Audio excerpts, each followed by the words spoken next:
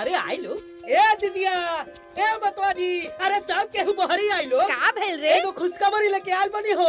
अरे कौन सा खुशखबरी बा? अरे ललिता गांव में ताजा ताजा एगो ब्याह टूटल बा और एक घर निमन परिवार निमन हम तो बातों कर लो ले बानी। अच्छा जानता नहीं ब्याह तो यूं हो यूं खाली हमनी सबके पहुँचला के देरी बा। अरे बेटा इतना बढ़िया चांस तो बहुत कम मिलेला। जा जाके बिया तय कर दा। अरे अब सोचत का बाड़ा? अरे कम से कम कपार पर से भार तो कम हो जाए। हाँ जीजा जी ऐसा मौका छोड़े के नहीं खे। अरे यह सीजन में बाजा बाजी और सबसे बड़का बात ये बा कि लड़का पार्टी भी तैयार बा। लेकिन बाबू बियाह टूटल कैसे? अरे दीदिया ओकनी के दुआ से ना करे के रहल और लड़का दुआ बा और उम्र लगभग 42 साल के हुई।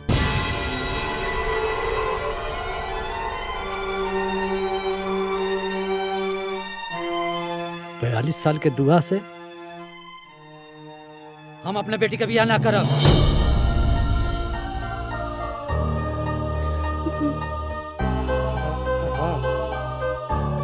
अरे तू पागल हो गए बाड़े? अरे इतना बढ़िया रिश्ता चल के खुद आवता तू उम्र गिना ताड़े हैं? अभी इतना समस्या भइला। अरे साल 2 साल के बाद में एकरा के दुआ हो ना पूछी। वाह दादी अब हम रउआ खातिर इतना बड़का बोझ हो गई नी कि रउआ ही कुल सोचता नी। ए बाबूनी ई पढ़ाई लिखाई कुछो ना होखेला। अपन बाप का बेइज्जती भुला गइलू का? आय अरे तू का चाहता रू कि तोहार बाप तोहार बिया का चिंता में फांसी लगा कर मर जाए का? आय अरे ई पगला तोहरा के पढ़ाई ना करेले था। ई अपन मौत के रास्ता तैयार कइले था। बस करी दादी बस करी। अरे हमू भगवाने के दिहल औलाद हई और वो एगो बेटी हई जेकरा की पूरी दुनिया में घर के लक्ष्मी कहल जाला। लेकिन अपना बाबूजी के मजबूरी के वजह से हम घर के लक्ष्मी से सीधा बोझ बन गई नी। ऐसा कौन गलती कैले बड़े पापा? हाँ? बस हमरा के पढ़ा लिखा दिया ले ही है ना।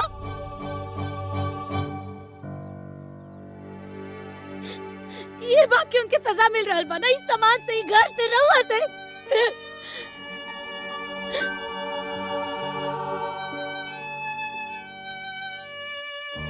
बाबूजी रहुआ हमेशा दुनिया के परवाह कइले बिना हमरा के पढ़ौनी लिखौनी यहाँ तक पहुँचौनी। अरे इतना तक क्यों पिता अपना बेटा खातिर भी ना करे जितना रहुआ अपना बेटी खातिर कहनी। बस एक बेर और भरोसा करी पापा, एक बेर और। बस हमके एक मौका चाहिए। हम आगे पढ़ल चाहता नहीं पापा। हम पढ़ लिख के इतना सक्षम बनल चाहता नहीं, इतना सक्षम बनल चाहता नहीं कि सब लोग के बताई। अगर हमारे बाबूजी बचपन से लेके आज ले हमारे दहेज इकट्ठा कैला के बजाय हमरा के शिक्षित बनौले तो वो बहुत सही कैले। हम इतना काबिल बनल चाहता नहीं बाबूजी कि हमारे बाबूजी के दूल्हा खोजे खातिर दूसरे लोग के पास जाने की जरूरत ना पड़े। दुनिया भर के लोग रिश्ता लेके हमरा बाबूजी के द्वार पर आए। बस इतना ही सक्षम बने के बाप के।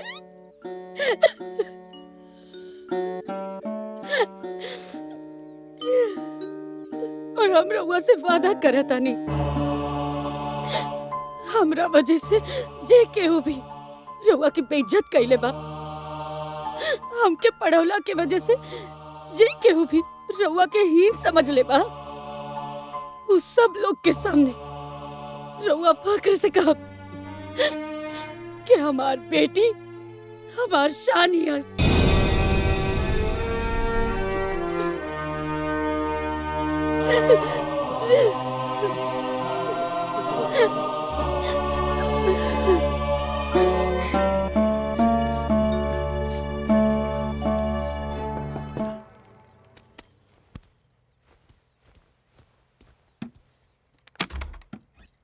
अरे विद्या आवा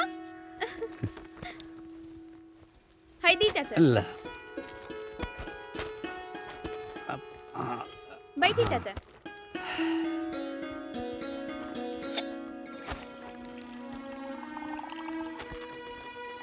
ली चाचा जी दा बेटा।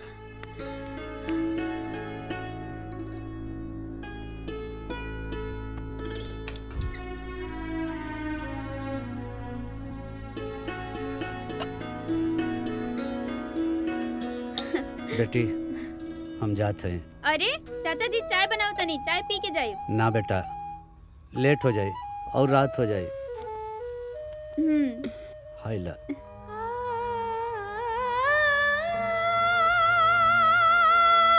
भाऊजी रउआ हमार चिंता मत करो। अरे चिंता तो बेटी के कई जाला, तू तो हमार बेटा हुए। बेटी हमके दुनिया का परवाह न तब रहे ना अब है। हमके सिर्फ तोरा पे भरोसा है। ते छोट मोट काम करबे ना सब भुला जाए। तो के ऐसन काम करे के है, ऐसन काम करे के है कि मिसाल बन जाए। काहे कि तोरा साथे करोड़ों बेटियन का भाग जुड़ल बा। जौन बाप हमने नियन गरीब हुई, तोरा साथे करोड़ों बाप का इज्जत जुड़ल बा। जे हमने नियर बेइज्जत भइल हुई तो के करोड़ों माई के आंसू पूछे के बाद जे अपना बेटी के ब्याह के चिंता में रात दिन रोवत हुई। लड़की हो हिम्मत से लड़ा।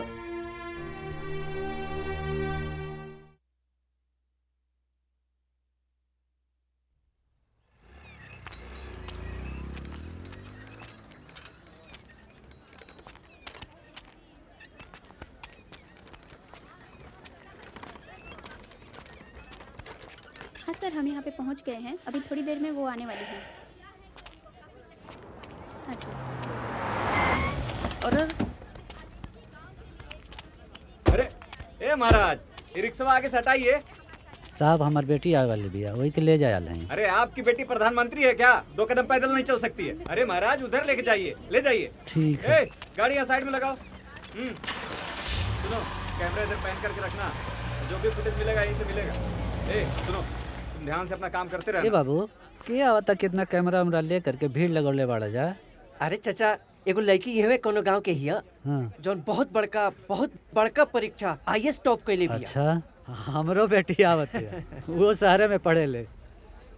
अरे महाराज पढ़े खातिर तो दुनिया भर के बेटी पढ़त रही सन, लेकिन ई लड़की के तो बातें अलग बा। अब दिमाग मत खराब कर, हमनी के वही के कवर करे आइल बनी सन। चाचा तू जाए अपन काम कर, बस आवे के टाइम आ गइल बा।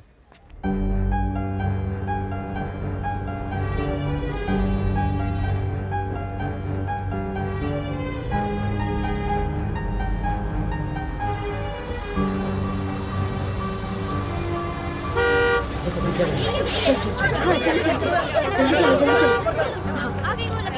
कैमरा अच्छे से चलो। मैम मैडम इस जौन धरती पर आपका स्वागत है। कैसा महसूस कर रही हैं आप अपने क्षेत्र में एक अफसर के रूप में आने? ये बताइए हमको। जनता जानना चाहती है, सुनना चाहती है। हमारा चैनल पूरी दुनिया में आपका ये सफर, आपकी जर्नी दिखाना चाहता है। मैडम जी आप बोलिए। सच्ची खबर अपने दर्शकों को बताना चाहता है। बताना चाहता है कि एक छोटे से गाँव में कैसा फील होता है, छोटे से परिवार की लड़की आईएएस बन के आप पहुंची है।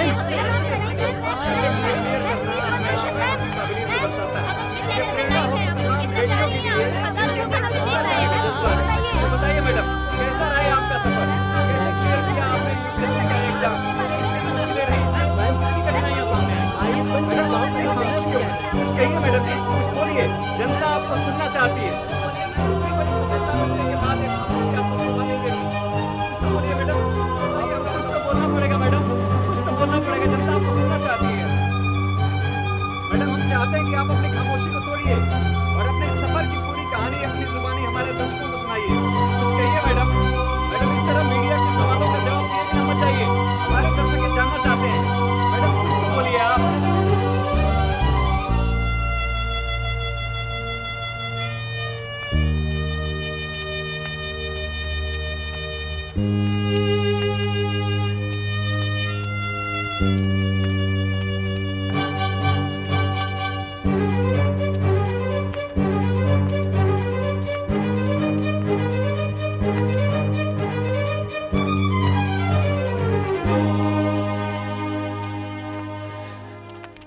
प्रणाम बाबूजी।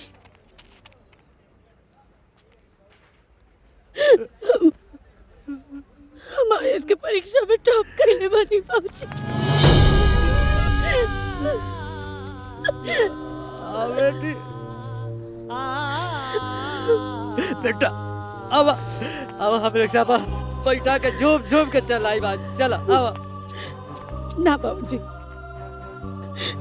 बचपन से आज ले हम जब भी पास भईनी तब रउआ हमरा के रिक्शा पे बैठा के घुमौनी, लेकिन आज हम ना, आज रउआ पास भइल बानी बाबूजी। आज हम ये पूरा दुनिया के बताई कि हम राहुल बेटी है, एगो रिक्शा वाला की आईएएस बेटी। आई ओके।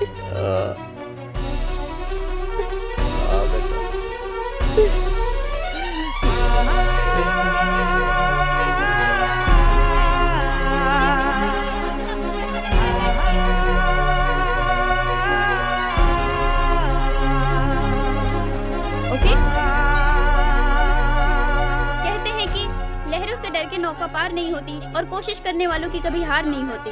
ये कहावत फिर से एक रिक्शे वाली की बेटी ने आईएएस टॉप कर ये कहावत साबित कर दिया है। जी ये वही विद्या जी हैं जिन्होंने अपने बाप का समर्थन ही नहीं बल्कि पूरे देश में अपने बाप का नाम रोशन किया है। किसने सोचा था कि 1 साल पहले जिस लड़की की शादी टूटने की खबर सुर्खियां बनी हुई थी, ठीक 1 साल बाद आईएएस बनने की खबर सुर्खियां बनी। विद्या ने जो मुकाम हासिल किया है वो हमेशा याद रहेगा। जिस रिक्शे पे इनके पिताजी इन्हें बिठाकर घुमाया करते थे, आज उसी रिक्शा पर विद्या जी आज अपने पिता को बिठाकर घुमा रही है। हमें फक्र होना चाहिए अपने इस देश की बेटी पर जिन्होंने देखा तारू हो लड़ते हुए ये मुकाम हासिल और ये तो उहे लइकिया बिया कैमरामैन नितिन के साथ जेकरा से कि हमनी के बियाहवा तोड़ देनिया जा। अरे ये तो आईएएस टॉप कर गइल बिया। और अपने इस सफर की पूरी कहानी अपनी जुबानी हमारे दर्शकों को सुनाइए। कुछ कहिए मैडम।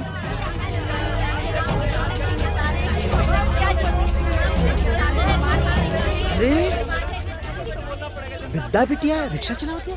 मैडम हम चाहते हैं कि आप अपनी खामोशी को तोड़िए। गोपाल भैया ऊपर बैठे लवा, जरूर कोनो खुशखबरी की बात बा। आप आईएएस बनने के बाद पहली बार यहाँ पर आई हैं। आपको कैसा लग रहा है मैम? मैम प्लीज बताइए। मैम बताएंगी? अरे वाह बिटिया रानी वाह। प्रणाम चाचा जी। खुश रह बेटा खुश रह। अरे भाई गोपाल भाई बहुत बहुत बधाई हो। जा मुन्ना भगत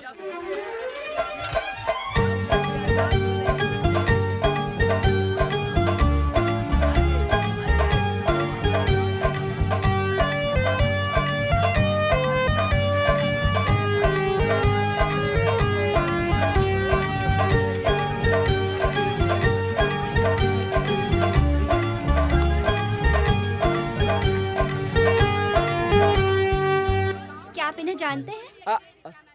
जानते नहीं पहचानते भी हैं। अरे हमारी बिटिया है गोपाल भैया, इसी के ब्याह खोजते उनका चप्पलवा खिया गया था। हाँ अच्छा। और जिन लोगों ने रिश्ता तोड़ा है ना, आज उनके मुख पे कालिक पोती हमारी बिटिया ने।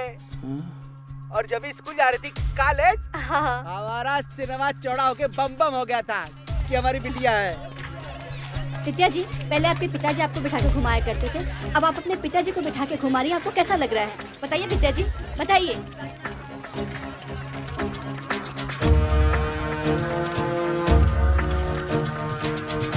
अच्छा ये लड़के भी है। बहुत बढ़िया भइल का बारात वापस लौट गई। उ ससुरा एकरा लायक रहबे नहीं कैलक।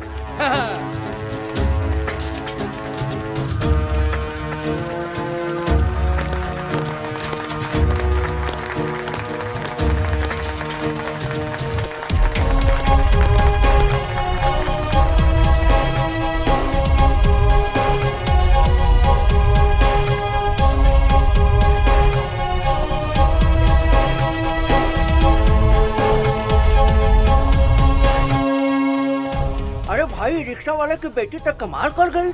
अरे भाई जे पढ़ाई करी उहे ना आगे बढ़ी। अरे भैया आज हमरा यकीन हो गए, चाहे रिक्शा वाले की बेटी हो या चाय वाला के, लड़की के पढ़ाए के चाहिए। अब हम अपना लड़की के पढ़ाई में लिखाए अफसर ही बनाए।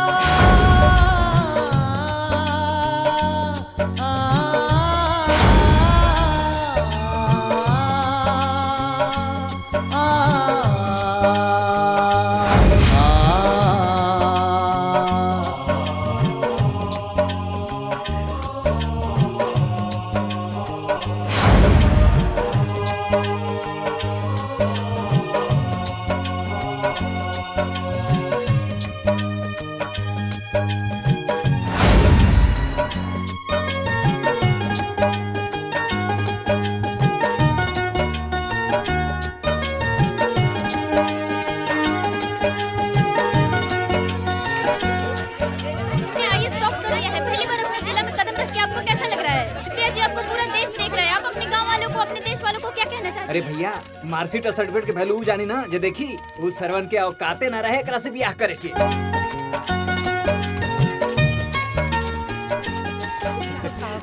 अरे हमरे दुआरे पे इतना भीड़ विद्या ये स्टॉप कर गेल बाबू। हम देख सकते हैं कि ये वही घर है, वही गांव है जहां विद्या जी पढ़ी लिखी और बड़ी हुई। और आज विद्या जी ने सिर्फ अपने माँ पिता का नहीं बल्कि पूरे गांव का नाम रोशन किया है। और यहाँ गांव के लोगों के चेहरे पे जो मुस्कुराहट है वो इस बात की देखिए, गवाही विद्या है जी कि की पूरा दादी जो गांव है, खुश आज है। उनके चेहरे पे एक हम अलग अपने सी खुशी दर्शकों को झलक रही है। मिलवाते हैं विद्या जी के दादी से।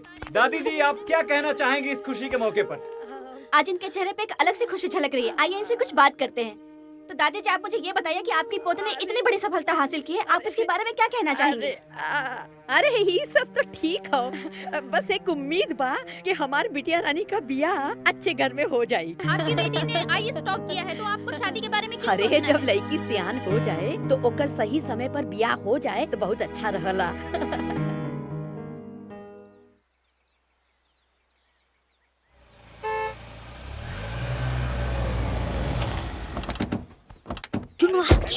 अरे ई ओए अवन जिससे विद्या दीदी की शादी टूटल रहे। अरे प्रणाम माता जी, प्रणाम प्रणाम। आप देखी ना, आज कितना शुभ दिन बा कि हमार होखे वाली पतो आईएएस बन गई।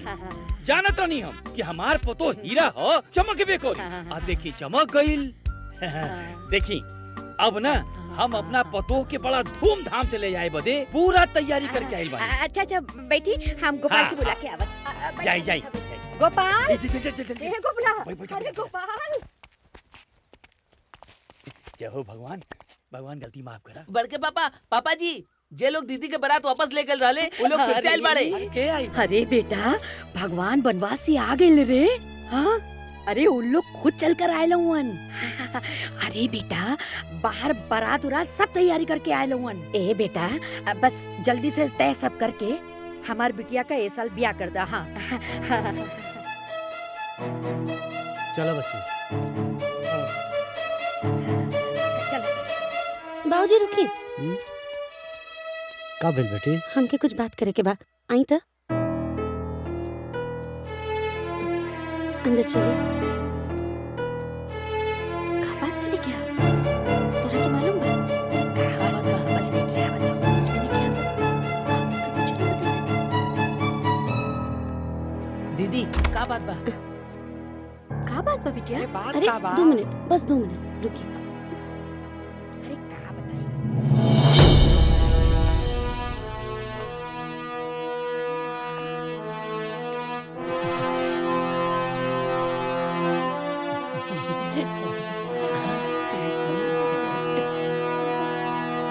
ए चुन्नू सुनो।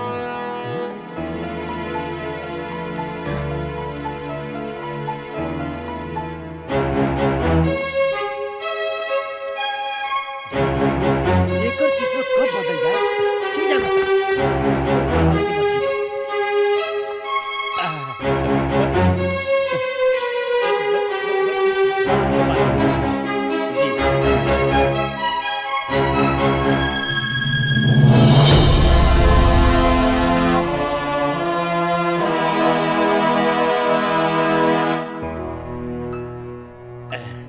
अब देखी ना, जब बारात आइल रहे तो हमार लड़का क्लर्क रहे, अरे मैनेजर हो गइल बा रघुआ लोग के आशीर्वाद से। अब जाने तानी गोपाल बाबू, सब संयोग होला।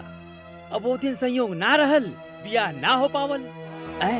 अब जाने तानी भगवान के मर्जी देखी कि हमार लड़का आजो कुंवार बा। काहे काहे कि एहनी के जोड़ी आसमान से बन के आइल बा। ए गोपाल बाबू, हमरा के 2 चक्का 4 चक्का रुपया पैसा गहना गुड़िया कुछ होना चाहिए। काहे काहे कि दुल्हन ही दहेज होला। अब जब रउआ अपन लक्ष्मी हमरा के दे रहल बानी, अब ऐसे बड़ संपत्ति का होला, हो कि ना? अब बस अब राजा जनक जी बनके एगो एहसान कर दी कि हमरा पतोहिया की कन्यादान कर दी। दहेज कितना देबा? का?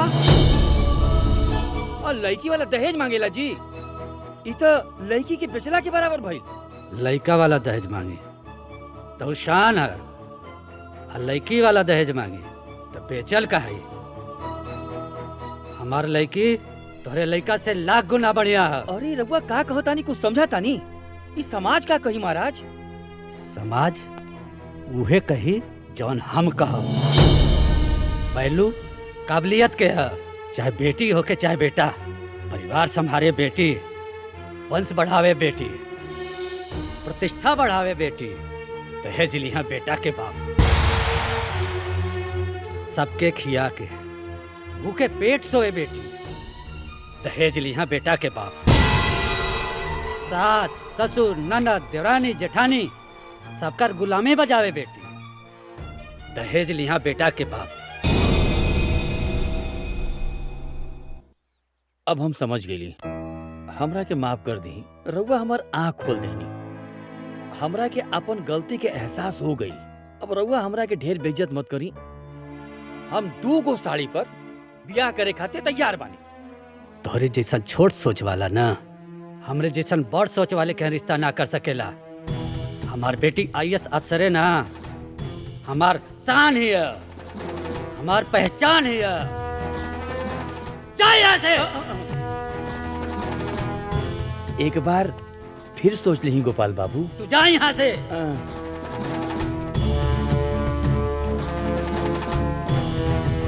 सुनिए,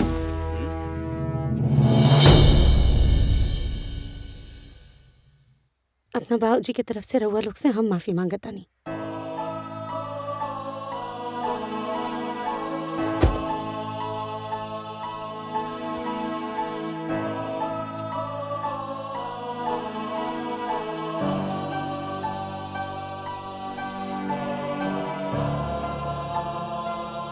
अपना बाबूजी की तरफ से हम आप लोग से माफी मांगल चाहता नहीं। हमरे बाबूजी रउआ लोग के नीचा ना दिखावल चाहत रहे। उ तो बस अपना बेटी के वैल्यू बतावल चाहत रहे। इनकर कोनो भी बात के घमंड मत समझब रउआ लोग। ये घमंड ना है।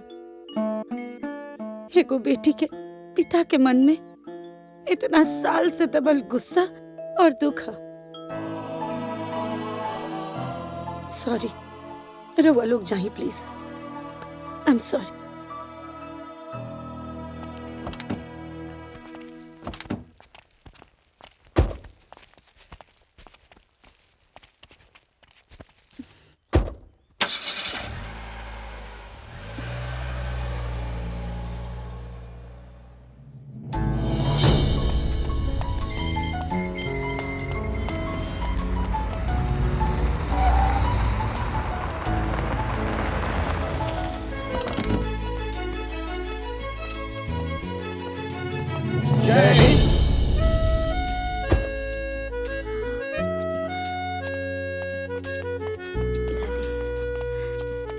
Welcome madam. Thank you.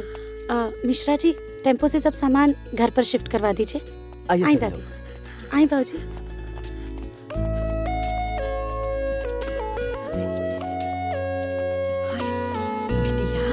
इतना बड़ा घर तोड़ा के।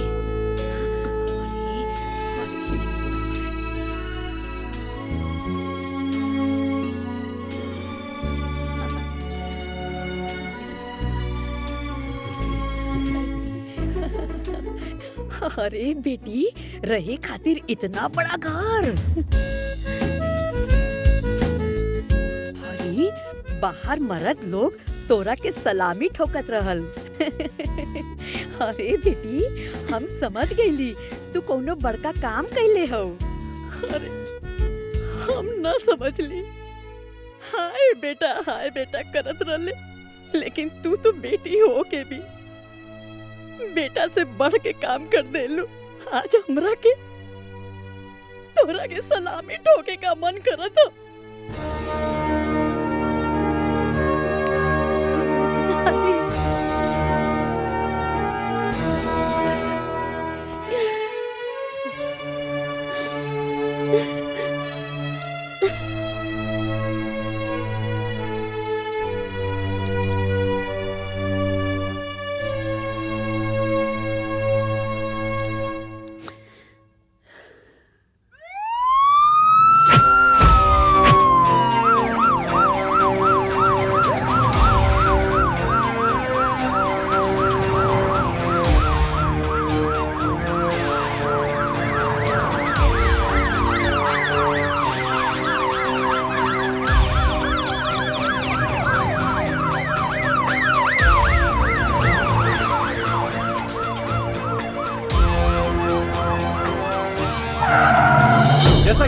सकते हैं विद्या मैडम की गाड़ी हमारे सामने आके रुक रही है और हम अभी आप सबसे रूबरू करवाते हैं विद्या मैडम को।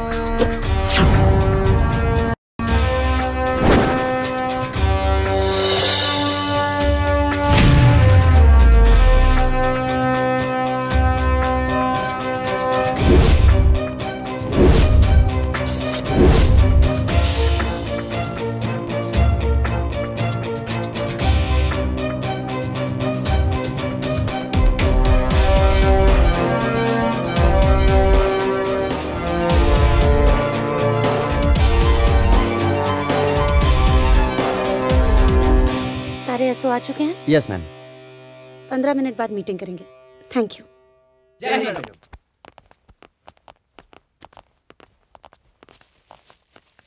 Thank you. पर्स जी।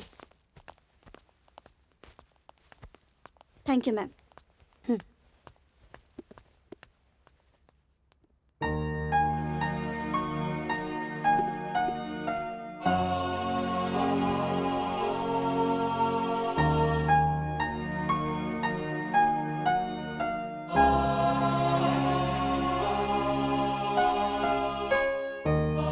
दुर्गा माता तोके शक्ति दी है, तोके नीडर बनी है और एगो नीडर इंसान अपना साथे साथे पूरे समाज का भला करे ना।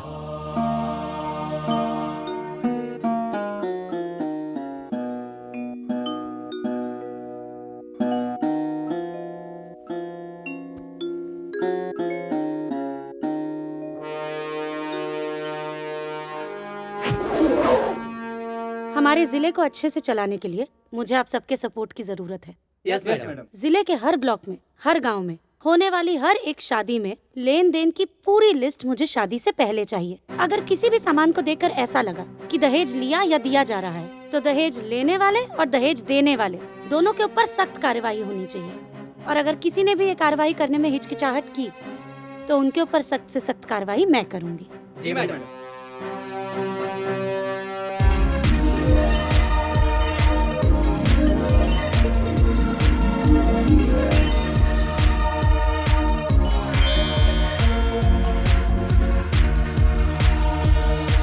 गाजीपुर जिले के नए जिला अधिकारी कुमारी विद्या गोपाल अपने नियुक्ति के साथ ही एक्शन में नजर आ रही हैं। ये मुहिम में सबसे ज्यादा मदद मुझे मेरे मीडिया के दोस्तों की चाहिए।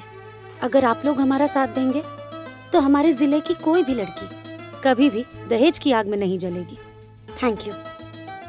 वर्षों से समाज के किसी कोने में उठा के फेंक दी गई सरकार की स्लोगन दुल्हन ही दहेज है, वो पूर्व जीवित करते हुए जमीनी स्तर पर उतारने के लिए कमर कस ली है। जिले में होने वाले हर शादियों का लेन देन का ब्यौरा थाने में देने का निर्देश जारी किया गया है। सरकार द्वारा बनाए गए कानून का उल्लंघन करने वालों पे उचित कार्रवाई करने का निर्देश दिया है।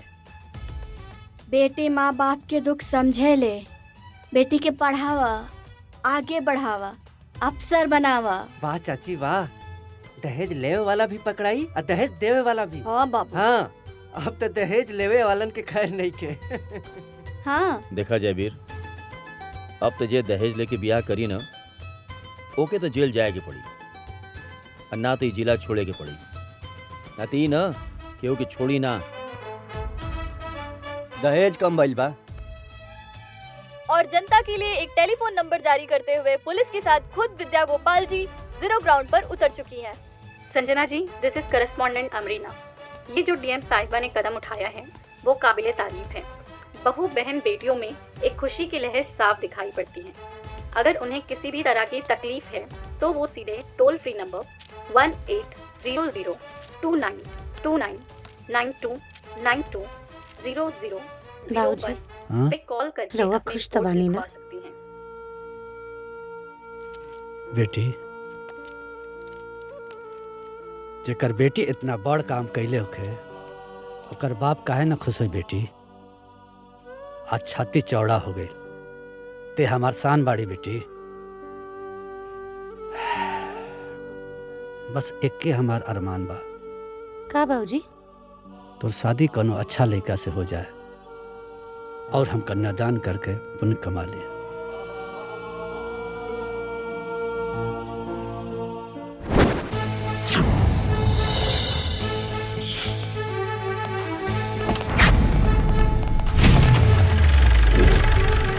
गाजीपुर जिला के नए जिला अधिकारी विद्या गोपाल जी अपनी नियुक्ति के साथ नए एक्शन में नजर आ रही हैं।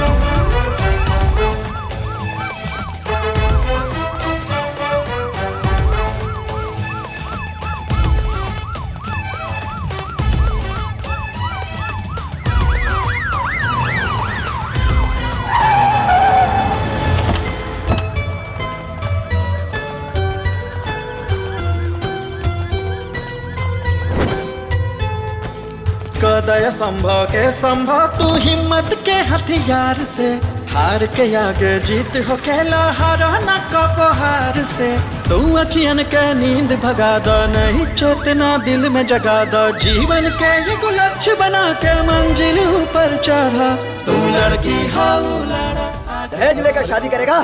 सर मैं नहीं, मेरे पिताजी सर प्लीज। सबकी चर्बी उतारता हूं। चल। अरे अब बेटा का गलती नहीं है सर साहब, हम आप करेंगे, हम बचा लेंगे आपके।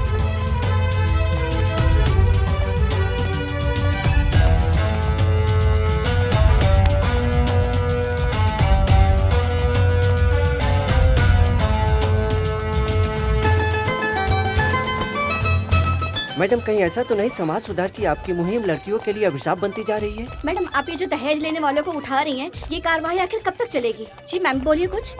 हमने सुना है कि आप अपना पर्सनल फ्रस्ट्रेशन के चलते ये कार्रवाई कर रही हैं, क्योंकि आपकी शादी भी मंडप में ही टूटी थी। नाम क्या है तुम्हारा? लीला। तुम्हारी शादी हो चुकी है लीला?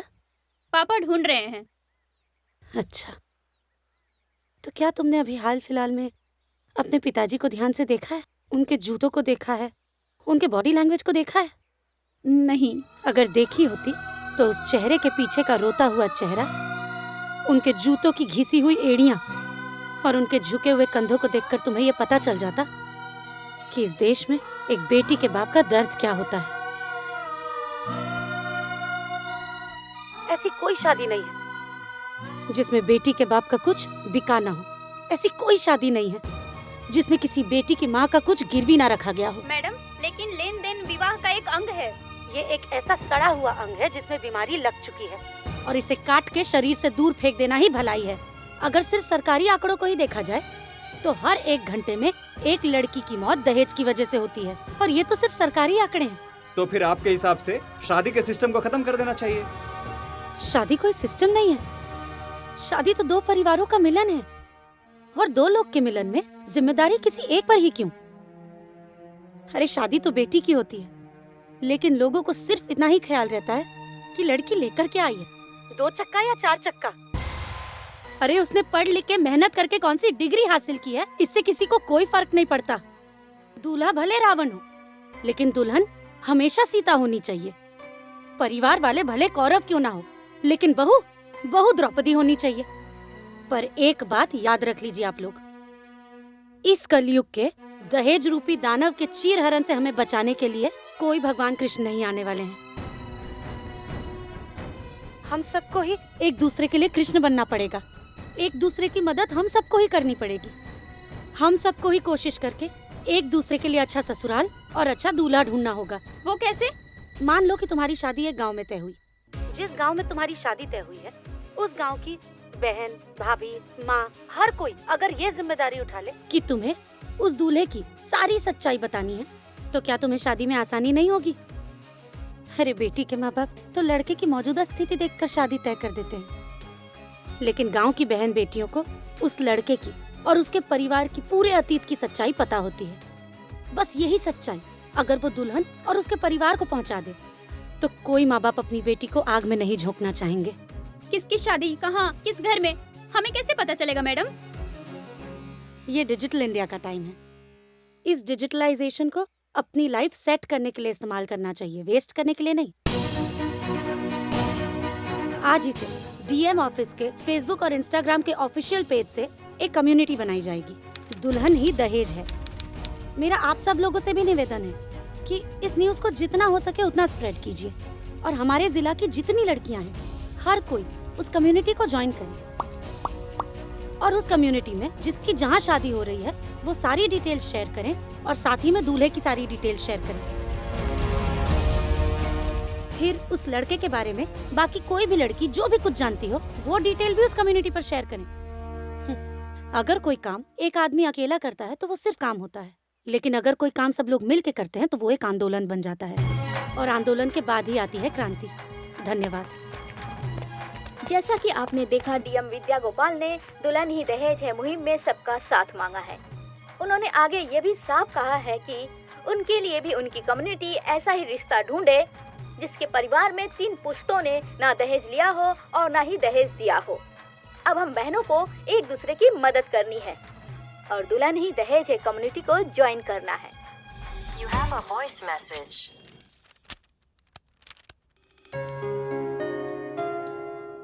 मैडम, मैं नाजिया। मैंने आपको थैंक्स बोलने के लिए मैसेज किया है मैम। मैम, अगर आप उस दिन सही समय पे नहीं आती तो आज शायद मेरी जिंदगी बर्बाद हो चुकी होती। सही समय पे पहुंच के आपने मेरी जिंदगी बर्बाद होने से बचाई और अब ऐसा हो गया है कि मेरे पापा की भी आंखें खुल गई हैं और वो चाहते हैं कि मेरी किसी अच्छे लड़के से शादी हो। और अब मेरे घर वाले चाह रहे हैं कि मेरी एजुकेशन अच्छे से कंप्लीट हो और फिर मेरी शादी हो। Ma'am, thank you so much ma'am, thank you so much. Madam, sign.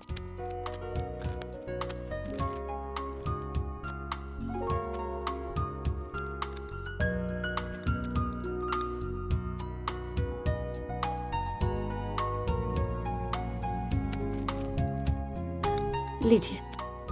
Madam, आप बहुत अच्छा काम कर रही हैं।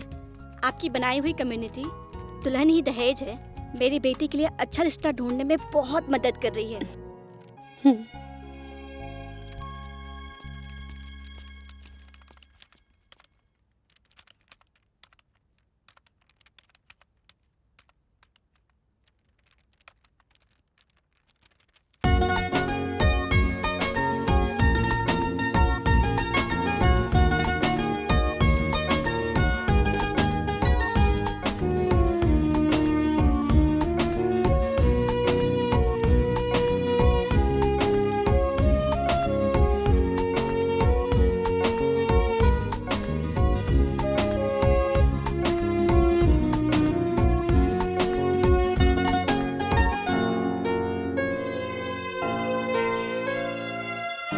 बस एक्के हमार अरमान बा, का बाबूजी?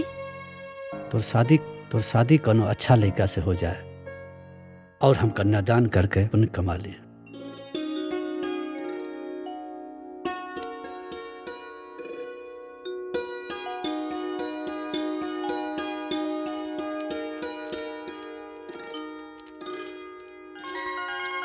हेलो जी, क्या मेरी बात राकेश जी से हो रही है? जी, मैं राकेश। आप कौन? जी, मैं विद्या गोपाल बात कर रही हूँ। नमस्ते। नमस्ते जी, बोलिए। नमस्ते। एक्चुअली मेरी कम्युनिटी फैमिली ने मेरे फ्यूचर हस्बैंड के लिए आप ही को सर्टिफाई किया है। अरे वाह, कम्युनिटी सर्टिफिकेशन। वैसे मैम, आपने ये जो मुहिम चलाया है ना, बहुत ही सही है। #दुल्हन ही दहेज है हर जगह ट्रेंडिंग है। मैंने जब अपने डिटेल्स भेजे थे मुझे तो खुद भी यकीन नहीं था कि आपकी कम्युनिटी मुझे अप्रूव करेगी। Anyway, thanks. तो क्या मैं ये पक्का समझूं? ओके समझूं? ये ओके है या नहीं ये तो मेरे माता पिता ही बता पाएंगे। क्यों ना आप अपनी फैमिली को लेके मेरे माता पिता से बात कर लें? 100%। अभी मैं ये खुशखबरी अपने फैमिली को देता हूँ। बाय।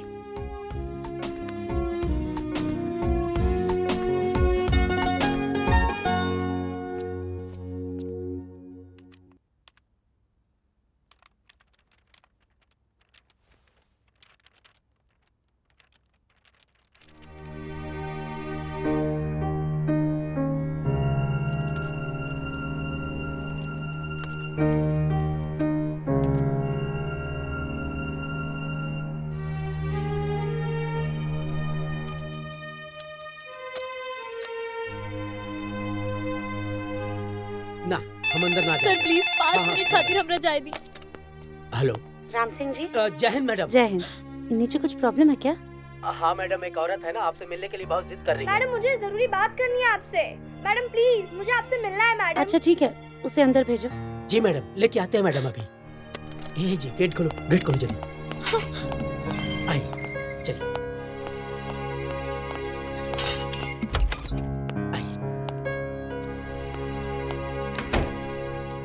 नमस्ते मैम। नमस्ते जी, बोलिए।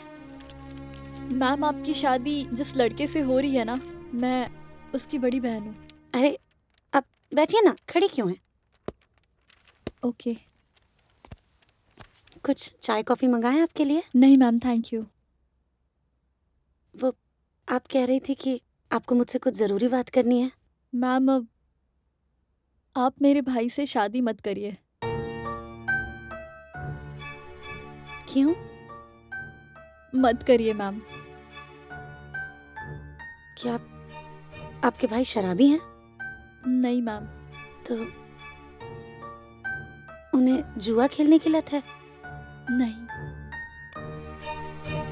तो क्या वो लड़कियों के साथ बदतमीजी करते हैं? नहीं मैम, ऐसी तो कोई अवगुण नहीं है मेरे भाई में मैम। तो अब फिर आप क्यों शादी करने के लिए मना कर रही हैं? उसकी सबसे बड़ी गलती है कि वो खामोश रहता है। खामोश रहता है मतलब? मैम आज से 6 साल पहले मेरे माँ बाप ने बहुत धूमधाम से मेरी शादी बहुत अच्छे घर में की। 2-3 महीने तक सब ठीक था मैम। उसके बाद बात ही बात में मेरे ससुराल वाले दहेज का जिक्र करने लगे और 1.5 साल बीतते बीतते दहेज के लिए मेरा पति मुझ पर हाथ भी उठाने लगा। ये बात मैंने अपने माँ बाप को बताई मैम। उन्होंने मुझसे सब्र रखने और इस बात के लिए कुछ हल ढूंढने की बात कही, लेकिन मैम एक सड़क दुर्घटना में मेरे माँ बाप की मृत्यु हो गई। उसके बाद हालात बद से बदतर हो गए,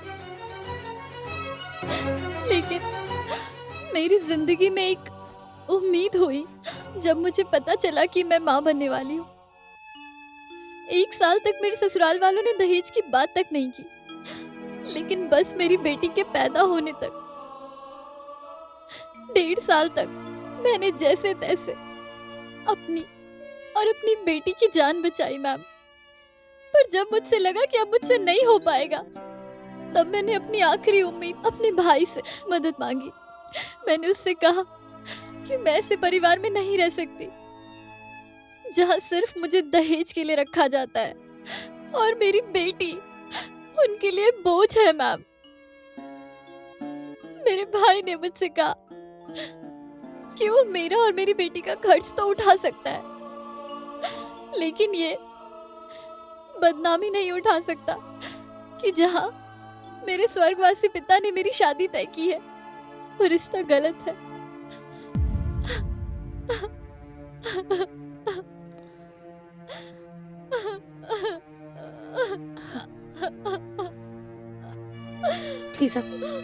प्लीज शांत हो जाइए।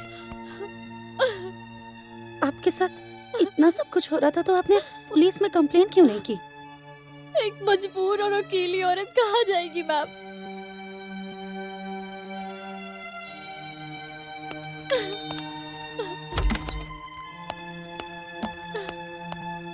जय हिंद मैडम। जय हिंद। इनकी कंप्लेन लिखिए और 498 के तहत जितने भी केसेस बना सकते हैं उतने केसेस लगाकर इनके ससुराल वालों को अंदर करिए। जी मैडम। ये आपकी कंप्लेन लिख देंगे और उसके बाद भी अगर आपको या आपकी बेटी को कोई भी तकलीफ हुई तो आप बेझिझक कभी भी मेरे पास आ सकती हैं, ठीक है? जी मैम। अपना ध्यान रखिएगा। आइए। Thank you.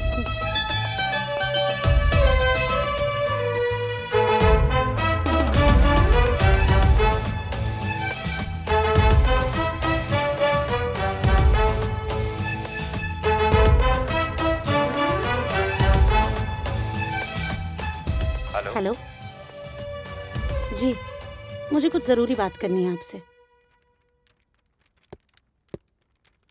आपने इतना अर्जेंट क्यों बुलाया?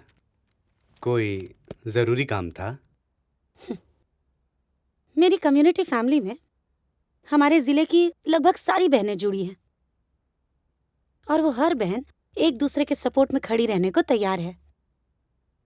लेकिन आप कैसे आदमी हैं आप आदमी होके अपनी ही बहन के सपोर्ट में खड़े नहीं हो पाए। आपके जैसा डरपोक और स्पाइनलेस इंसान मुझसे तो क्या किसी भी लड़की से शादी करने के लायक नहीं है। अगर आप में थोड़ी सी भी समझ बाकी है तो जाइए और जाकर अपनी बहन का साथ दीजिए। 6 साल तो उसने जिल्लत भरी जिंदगी जी है, कम से कम अब तो वो और आपकी भांजी स्वाभिमान से जी सके। अब प्लीज जाइए।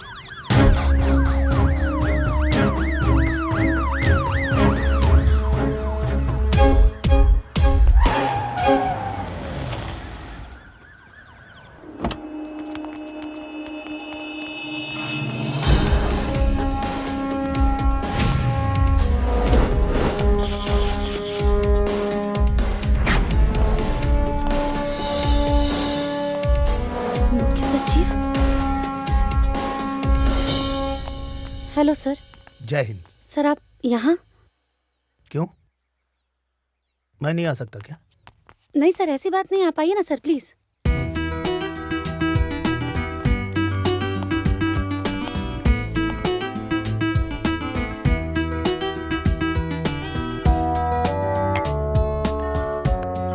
कमाल कर दिया आपने।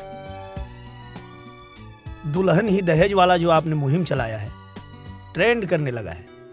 जहां देखिए बस उसी की चर्चा हो रही है। अगर आप ही की तरह हर जिले पे डीएम हो जाए तो बदलते भारत की तस्वीर हम लोग जल्दी देख पाएंगे। थैंक यू सर। हाँ, एक बात और विद्या जी,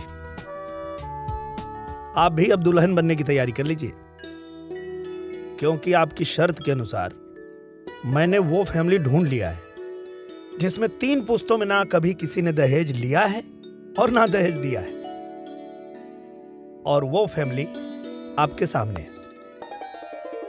हाँ बिटिया, जब हम ब्याह कैनी बिना दहेज के, लेकिन आज तक हमरा मान सम्मान में कोई भी कमी ना आई। सही न दुल्हन?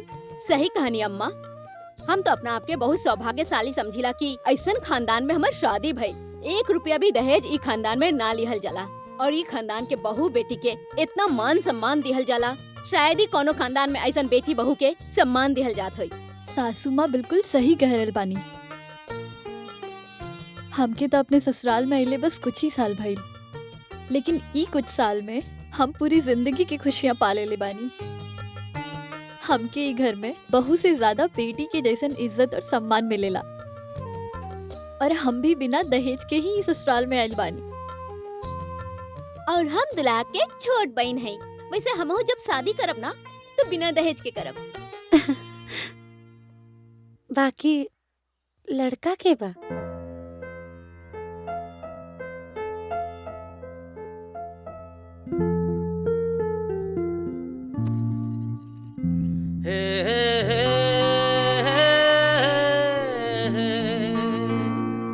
ला ला ला ला ला ला।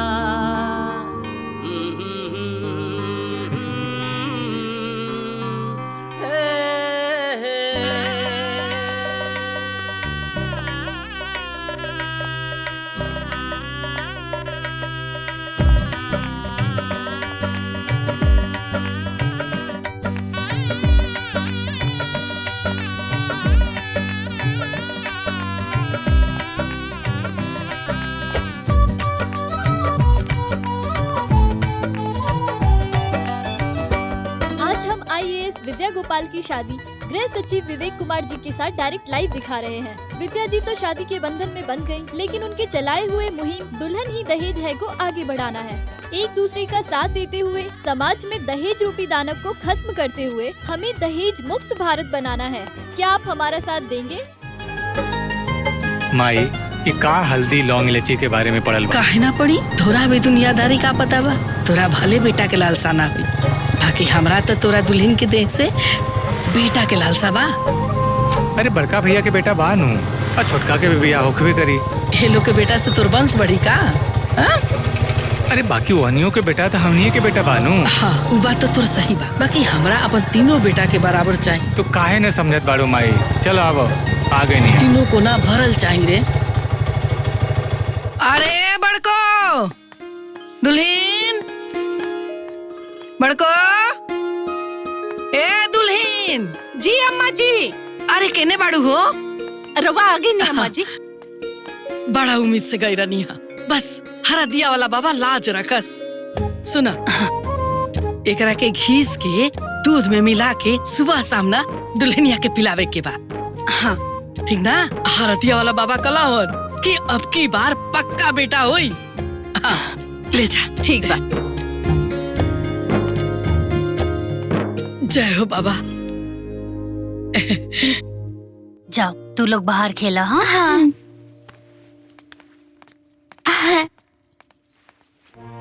ला, ये हल्दी वाला दूध पी ला, बाबा का प्रसाद है। अभी कौन बाबा के उपाय है? ये हल्दी वाले बाबा का है। अम्मा जी कहली ना कि अब की हाली तोहरा के बेटा ही होई। का दीदी, जब देखा हाय बेटा हाय बेटा। अरे भगवान हमरा के औलाद तो देले बाड़े ना, चाहे बेटा होखे या बेटी। हमरा के ये सब ठीक ना लागेला। तो हमरो ना तहारी कानून ठीक ना लगेला। एको बेटा होइए जाई त का खराबी बा? लेकिन ये सब अपना हाथ में नहीं खे ना अम्मा जी। वाह, हरदिया वाला बाबा कला हो। अब की बार ना बेटा ही हुई। पिछली बार भी तो इलायची वाले बाबा कहले रहले नु।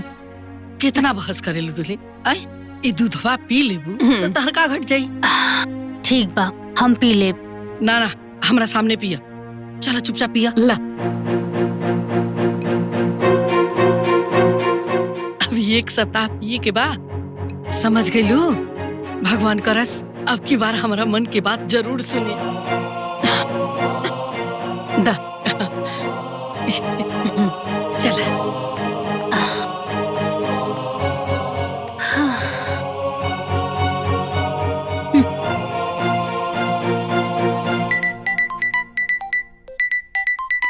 माई, हेलो। सोहित।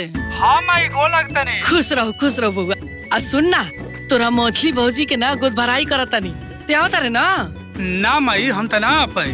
काहे रे? वो का है ना माई कि हमार कोचिंग के ना लास्ट सेमेस्टर चलता तो। अच्छा ये बउआ सुन ना, तनी अपना फुआ के फोनवा जोड़ दे। अच्छा रुक माई, अब अभी जोड़ा तनी रुक। फुआ।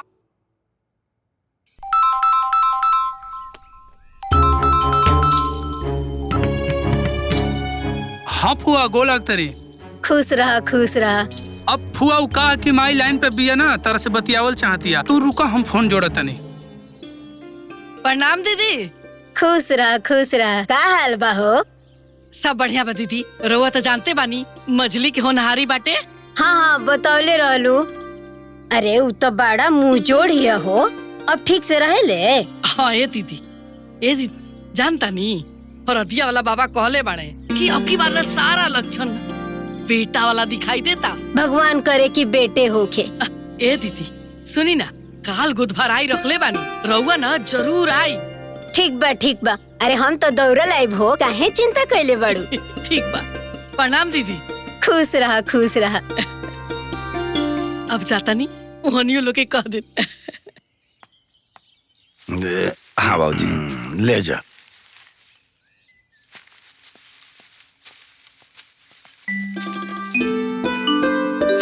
काम आई।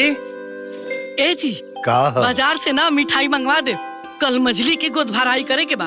अरे ये अचानक के काहे कैसे प्लान बना ले लू है? ना हित नाथ के बोलवैलू, ना गांव जवार के न्योतलू, ऐसे कैसे हो जाई? अरे हम दीदी के फोन कर दिल बानी, आ गाँव घर के बुलावल काम राउर बा। ए मोहित, ई तहार माई होई, इनकर प्लान ना ऐसा ही बनेला। इन खाली नाथ देली, बाकी हिल फिल हमनी के करी। मतलब तो कहल का चाहता नहीं रहुआ कि घर में सबसे समझदार रहुआ बनी? अरे ना ना, हम ही कब कहनी है, रउरा आदेश भइल बनी, आदेश पूरा हो जाए। ठीक तो ठीक बा, तो समधी और समधिन जी के रहुआ फोन करके बता दे। हाँ हाँ जी, हो जाए। और याद करके गांव पटीदार के खबर कर दे। अरे हाँ हाँ, हम सब के खबर कर दे। और ही कुछ हाँ तो ठीक बा, जा भीतर के काम देख। बहुत काम पड़ल बा, रहुआ अपने जल्दी जल्दी करी। ए मोहित, ए बेटा तू ऐसे कर, अब बाजार चल जा, अब मिठाई सर सामान ले ले आवो, हेने के हम देख लेता। ठीक बा, हनु ठीक बा। अच्छा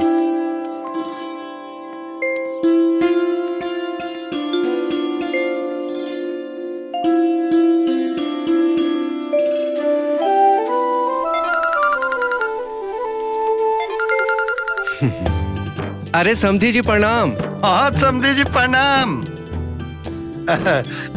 रउआ के न्योता बा भाई। अरे कौने बात के न्योता? अरे गोद भराई के न्योता बा। अच्छा अच्छा जी। और सब परिवार के लेके आई। अरे जरूर आई, वे में कहे के कौन बात बा।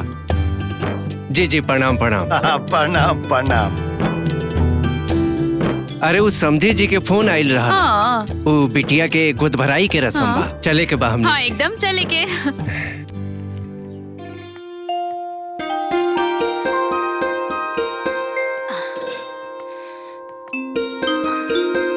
अरे तनी आराम से। हाँ। मना कैले बानू डॉक्टर, चला आराम से। ए बड़को, हाँ एकर लक्षण देख के ना हमरा पूरा लागत हाँ कि ए बार ना हरदिया वाला बाबा के कहल हो जाए। हे भगवान, भगवान करस हमरा मझलियों के ना गोद में बंस हो जाए। हो जाए अम्मा जी।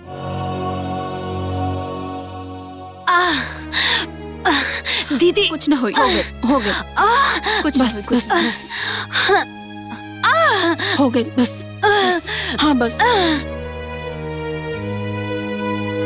हे भगवान, हमरा पतो के प्रसव पीड़ा होता। अरे गऊ गोहारी, दया करी, हम 1.25 किलो मिठाई चढ़ाई, भगवान दया करी।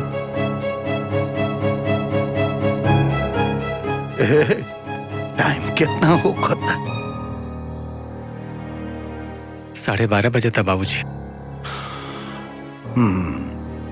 हे भगवान, बहुत ही आसरा लगैले बनी, अब की बार बेटा दे दिया। भैया भैया, ई बार हमने के छोट बहन टिंकी आवतारी। अरे बुद्धू, टिंकी ना चिंकी आवतारी। मारा वैसा थप्पड़ ना मुँह घूम जाई। अरे तू दोनों जनी विपत हमरा माथा पर कम रलुआ कि तीसर क्यों चाहिए? अरे अब की बार ना तोहनी के भाई आवत रे भाई। जासन जाके सुता सन, कचर कचर करत रहेली सन।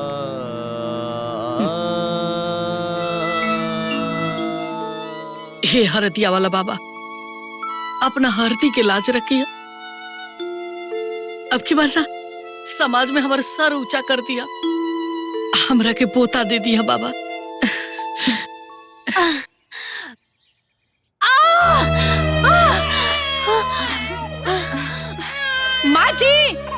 माँ जी बच्चा हो गई।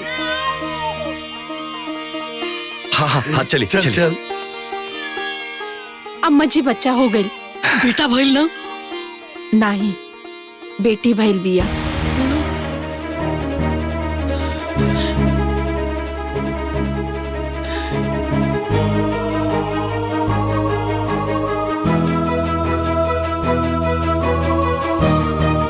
देखी बहन जी, आपके घर में लक्ष्मी आइल बनी। हिलाई मिठाई उठाई। अरे आग लगो ऐसा लक्ष्मी के जय जैसे।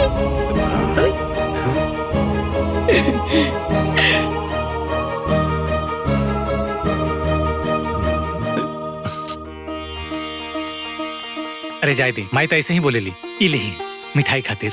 धन्यवाद। खुश रहो। बड़को। जी अम्मा जी। अरे रोहित कहाँ बा हो? अम्मा जी वो तो अपना कमरा में बाड़न। अरे बाबू रोहित। हाँ माई। अरे तनी हेने आई बे। हाँ कहा माई? ए बबुआ, लालनपुर में ना एगो लौंगवा बाबा के बारे में पता चलल बा। कादुनी लौंग पढ़ के देवेलन ना तब बेटा होखेला। ए बाबू ले चल बे तू उनका भेरी। माई अब हम कहीं और जा रहल बानी, तोहर पुतहू के लेके। कहाँ जाता रे? ऑपरेशन करवावे। का ऑपरेशन करवावे? हाँ ऑपरेशन करवावे। ते पगला गल बड़े का कि तोर दिमाग खराब हो गइल बा? एको बेटा भइल ना, चल दला ऑपरेशन करवावे। अरे माई बेटा ना भइल त का भइल? बेटी बाड़ी सन ना, इन्हीं के औलाद ना हसन का? अच्छा यही सबसे हमार कुल वंश चली ना। ए हनिए के तार कान के कुदारी उतरी है सन। अरे पगला, बेटा भविष्य के आधार होकेला, अब बेटी माथा पर के बोझ होकेली सन। देख कह देता नहीं, जब तक एगो बेटा ना होई ना तब तक ऑपरेशन ना होई। काहे ना होई? काहे ना होई अम्मा जी? जब देखी रउआ खाली हाय बेटा करेनी। अरे बेटी हमनी के हैसन, माई बाप हमनी के हैसन, त रउआ ऊपर काहे इतना बोझ भइल बा? बोलबू तो फटर फटर। तारा बेसी ज्ञान हो गिल बा। भूत भविष्य वर्तमान सब तारा लौकता। अरे रउआ लौकला से हम अपन आँख आंधा ना नु कर लेब। ए बेटा मना कर इनका के, इनकर बात सुन के ना हमर पारा चढ़ जाता। अरे माई तो ते अपन पारा काहे चढ़ावत रे? अच्छा तते हु इनकर भाषा बोले लगलिस ना? अच्छा तो अब राउर हमार मुंह बंद करवा दे। अरे तारा जैसन मुंह जोर से ना हमरा नहीं के बात करे के। कल तारा बाप के बुलावतनी, अरे उनका सामने फैसला होई।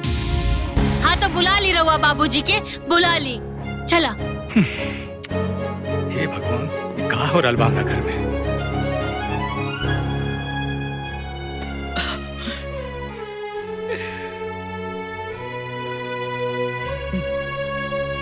समझा दी अपना बेटी के, ये हमार घर, हम जो चाहब ना उहे होई है घर में। मशीन ना है हम, हमार बेटी बेटा बाड़ी सन। लेकिन बेटी से खानदान ना चलेला। तब बेटा लोग भी खानदान डुबावेला। सुन ले ना, सुन ली इनका ठुसुर ठुसुर बोलल। ए बिटिया, अरे बात बढ़ावे के ना चाही, शांति से ही समस्या के समाधान बा। हमरा के कोनो समस्या नहीं खे बाबूजी, सारा समस्या त बस माँ जी के बा। ए माई, अब अगर ये लोग आगे बच्चा नईखन पैदा करे चाहे तो छोड़ना, काहे लते दबाव डालता रे? तू चुप कर, बड़ा ज्ञान देवे वाला भइल बड़ा। अरे तोरा बेटा से इनकर खूट ना चली। अच्छा चलो माई, हम तोर बात मानियो लेने, तो का भरोसा बा आगे बेटा ही होई? इहो बात सबसे मार्केबुल बा। खाली उहे बात मार्केबुल नहीं खे बाबूजी, हमार इहो बात मार्केबुल बा कि बहू तो सब केहू के चाही, लेकिन बेटी केहू के ना। अरे आजकल की बेटी जमीन छोड़ के आसमान में उड़ा ताड़ी सन, लेकिन कुछ लोगन के आँख पर अभी भी चश्मा लागल बा। अरे आजकल की बेटी तो बेटा लोगन के कान काटा तरी सन। पैदा करनी हम, पालब हम, तो बाकी लोगन के काहे भारी लागता? अरे हम अपना बेटी लोग के साथ में बड़ा खुश बानी। लेकिन हम खुश रही की। अरे वो सब सुन ली, अगर ऑपरेशन हो गई ना तो हम आग लगा के अपने आप के फूंकते हैं। अरे रागिनी, घर में बवाल करवौला के का जरूरत बा? अब ये बवाल बाकी है बाका जी। अरे ससुरा से लेके नैहर तक सभे लोग जान गेल बा कि हम ऑपरेशन करावे जाता नहीं। छोड़ा, अब ऑपरेशन ना करवावल जाए। हमने के समझदारी से रहल जाई तो कोनो दिक्कत ना हुई। वो सब तो ठीक बाजी, आखिर हमरा के एगो बात समझ में नहीं आवत कि हमार बेटी लोग बाकी सब पर बोझ काहे बाड़ी सन। अरे छोड़ो ना, इतने लोगन के अनकही है।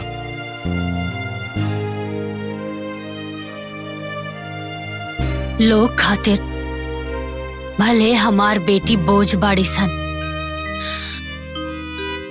बाकिर हम अपन बेटियन के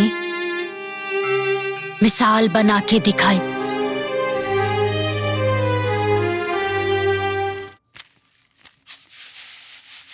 दीदी हाँ तनी देख ला बबनी सुतल बाड़ी। हाँ ठीक बा।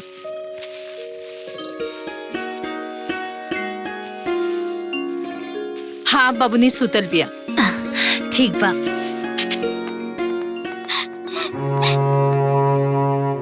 का हो गई? काहे रोवतारू? माँ अनूप ना दीदी के मार देलस। केहू मार देलस और तू लोग रोवत आ गइलू? एक बात हमार कान खोल के सुन ला तू दोनों जनी। अगर तोहरा के केहू मारे तो ओकरा के मार के आईहा, और अगर तोहरा के केहू रुआवे तो ओकरा के रुआ के आईहा सन। ई दुनिया इहे भाषा समझेले। अच्छा बहुत निमन शिक्षा देता रही हैं लोग के। उज्जवल भविष्य लौकता। हमार बेटी मजबूर ना मिसाल बनी है सन। हाँ तो भाला धरा दे यानी के हाथ में पूरे गांव में भांजा चलिया सन। मिसाल बनावा तारी बेटीन के।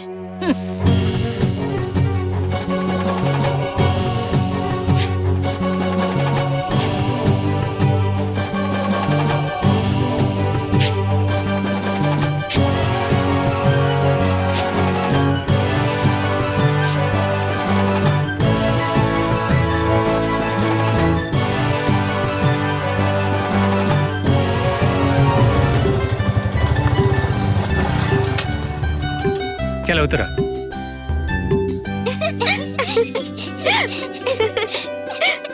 मम्मी मम्मी स्कूल से आ गई नहीं हो। हाँ रख दो बैग। भैया भैया हमनियों के पढ़े के बाद हमार बैग छोड़ो लो। छोड़ो हमार बैग। तू काहे ना देबा?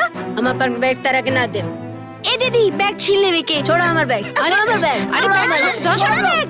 अरे छोड़ो छोड़ो छोड़ो हमार बैग। छोड़ो छोड़ो हमार बैग। छोड़ो छोड़ो हमार बैग। छोड़ो लो। ए छोड़की देखा तई लोग तमाशा करले बाड़ी सान। छोड़ो अरे रिंकी छोड़ो ये क्या करताड़ू? भैया के बैग छोड़ा। छोड़ा भैया के बैग। हाँ का भाई? मम्मी मम्मी हमों के पढ़े के बाद दिवाली ना बैग। अच्छा ठीक बा, पापा के आएदा फिर तोहरा लोगन के नया कॉपी, नया किताब और नया बैग हम दिलवा दे। चल तोर कपड़ा चेंज कर दे ताने। सुनी जी, अब इकनी के बड़ हो गइल बानी, अब इकनी के भी एडमिशन स्कूल में करवा दी ना। हम सोच ले बानी एडमिशन चालू होखेदा हम दोनों के अच्छा स्कूल में एडमिशन करवा दे। अब तक खुश? हैप्पी चला चलो बेटा चला। भौजी, ए भौजी, कहा? इला पपुआ खातिर बौन बेटा। अरे सुना, अरे भैया के तनी बादाम उदाम खियावा, बहुते भुलाता रहे। हाँ, कुछ भी बोले ना। अरे रागिनी, कहाँ बाड़ू हो? पापा आ गए। पापा चॉकलेट। अरे रुको, लाइल बानी। चॉकलेट। अरे रुको हो, ले आइल बानी हो। किन्ना गई? अरे मारे के निके लगली लोग का पार पर देखली ना कूदे लगली हो। चॉकलेट छोड़ो ना, जायदा ई रखो। इला दूध बच्चा लोग के खियावा, सब तंदुरुस्त रही।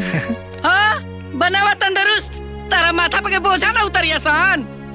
पियावा पियावा, अरे जहर दे दे जहर, ताकि माथा पे के बोझा लुक हो जाए। बेटा ना है सान। माँ जी, लोग के बेटा लोग खातिर होई, हमरा खातिर यह हमार बेटा है सन। अरे छोड़ा ना, काहे यहाँ के बोलला के फेर में पड़ जालू। ना दीदी, माँ जी के ये बात पता चले के चाहिए कि हमार बेटी हमार माथा पर के बोझ ना, हमार माथा के पगड़ी बाड़ी सन। और रउआ इनका जितना देख के जलब नु, ये उतने ही फूल नियन फुलई है सन। हमार बेटी हमरा ला हमार मान, सम्मान और अभिमान बाड़ी। और रउआ देख लिया, हम अपन बेटी के बेटा बनाई। बेटा बनाई है।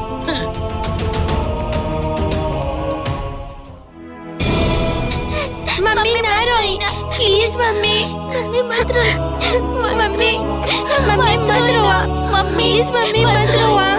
मत रोआ ना मम्मी, प्लीज मत रोआ मम्मी। बहू महीना दिन मरला हो गई, कबले ऐसे रोत रहबू? रोवाला से मुअल आदमी वापस ना आवेला। अपन करेजा के मजबूत कर। 3 को बेटी बाड़ी सन आ जिंदगी बड़ा लंबा बा। बेटा जा, जाके बाहर खेला जा। छोटकी, तीनों बेटी सन के मुंह देखा और अपने आप के संभाला। उठा जा, जाके मुंह हाथ धो लो। उठा, चुप हो जा। आवा, चल उठा, संभाल के।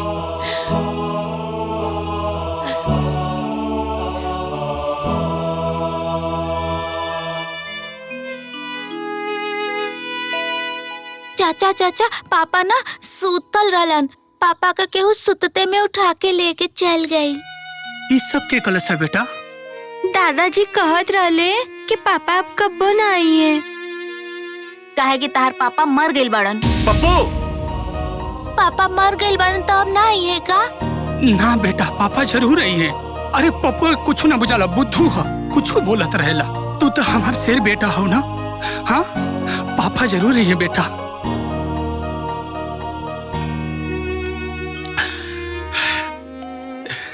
अब लड़का लोग के का पता कि मरल आदमी कबू वापस ना आवेला। समझे जी, हम चाहत रहनी ना कि कुछ दिन के लिए बेटिया के विदाई कर देती तो ठीक रही। बिल्कुल विदाई मत करियो, यह तो टाइम बा इन्हीं के मुंह जोरई छोड़ावे के। वो का बा ना कि तनिका नैहर घूम लेती तो उनकरो मन बहल जाई। का पता मन के साथे साथे ओकर नियतो बदल जीतो। का पता, तोहरा तो पता बा ना, अपना हिस्सा की जमीन भाई भतीजा के नावे लिखती तो। तोहरा तो पता बा कि वो कितना जिद्दी और मुंहजोर बिया।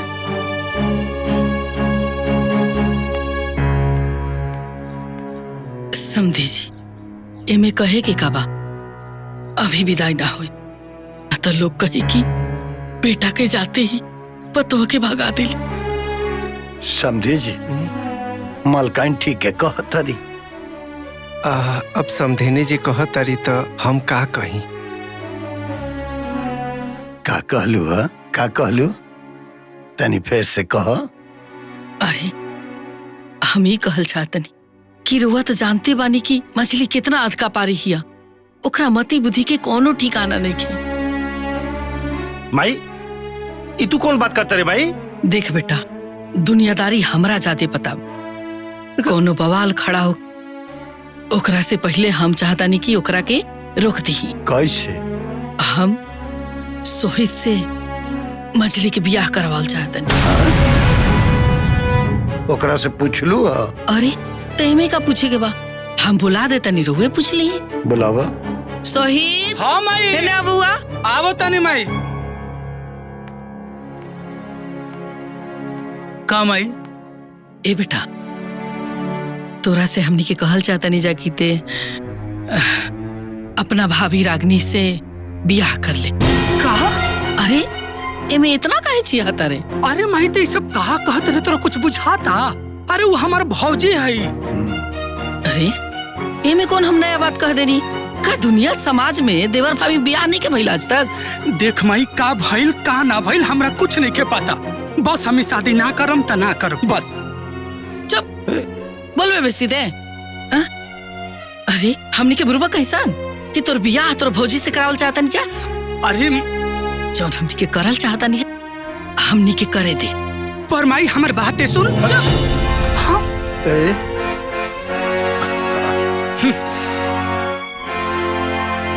दुल्हन, तारा से हमनी के एगो बात कहे के बा। हाँ बोली ना माँ जी, का बात बा?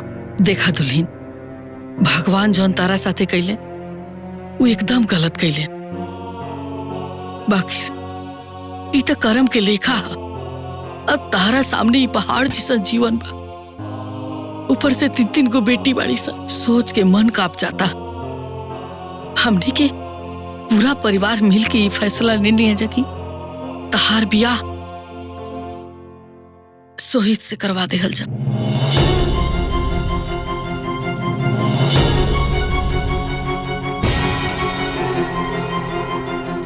माँ जी, रवा लोग जौन हमरा बारे में सोचब होखब, ठीक है सोचब होखब। बाकी हम ही शादी ब्याह के पक्ष में नहीं की। काहे कि हमार मन नहीं खे कहत। जब ओकर मन नहीं खे करत त जाए द। काहे जाए दीजी, भले हमर बेटा नहीं खे, लेकिन ये तो पता हमर बाड़ी ना बहिन। अब इनका के हमने के छुट्टा नहीं खींचे छोड़ ले। अरे ये सब जबरदस्ती थोड़े ना कइल जाला। अरे तो इहो तो ठीक है नु कहत बड़ी। अभी दुल्हन के कुछ बुझात नहीं खे। एमे बूझे के कहा बाबूआ जी, अगर भगवान हमरा किस्मत में सुहाग लिखले रहते ना तो हमार सुहाग उजड़ते ना, और हमरा के कोनो ब्याह व्याह नहीं खे करी के। हाँ, हम तो जानते रहनी है कि पहले ही हमारा बात के कोनो वैल्यू ना रहे, अब तो और ना रही।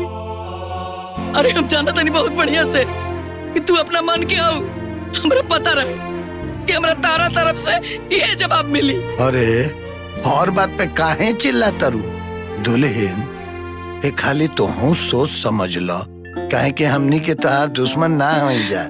बाबूजी, अब हमरा में हिम्मत नहीं खे। एमे हिम्मत वाला कौन बात बा? तू तो देवर जी के जनते बाड़ू सब ना, कोनो नया थोड़ी ना बाड़न।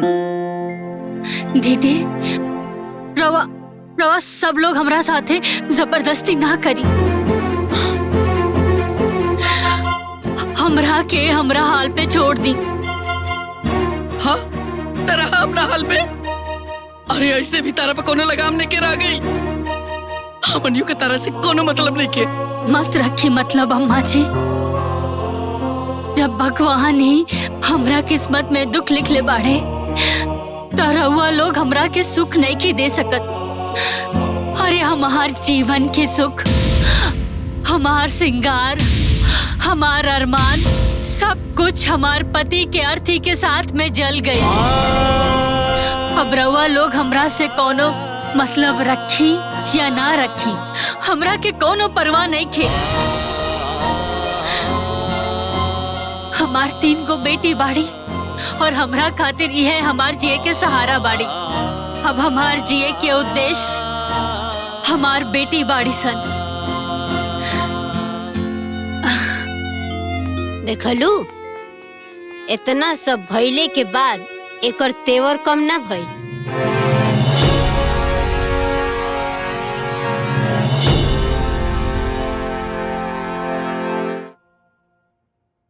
हे भगवान, दूध तक खत्म हो गइल बा।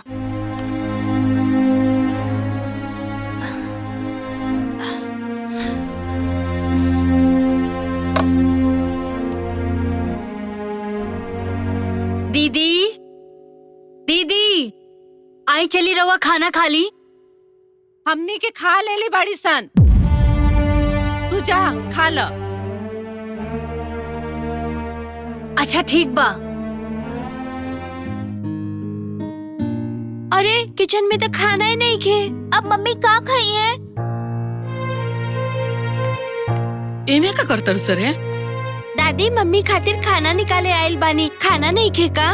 ना नहीं खेता तो का हमार मम्मी भूखे सुती हन? कह दा अपना मम्मी से जाके कि भगवान हाथ पैर देले बड़े ना, ताके बना लेस। बाकी लोग के खातिर खाना बनल ह, तो हमरा मम्मी खातिर काहे ना बनल ह? करवे सवाल जवाब दे। बाकी सब लोग जब खाना खइला सा तो हमार मम्मी खातिर खाना काहे ना रखाइल? करबू सवाल जवाब, मरम ना मुहे घूम जाई। मम्मी ने सुटू सुटू जबान चलता है कि मम्मी के नानी बनेल बड़े। भाग ऐसे भाग भाग, मम्मी के छोकर।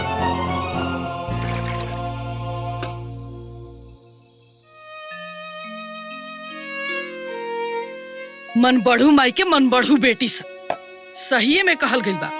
जैसन पिसान ओइसन रोटी, जैसन माई ओइसन बेटी। हे भगवान, कल्याण करिया।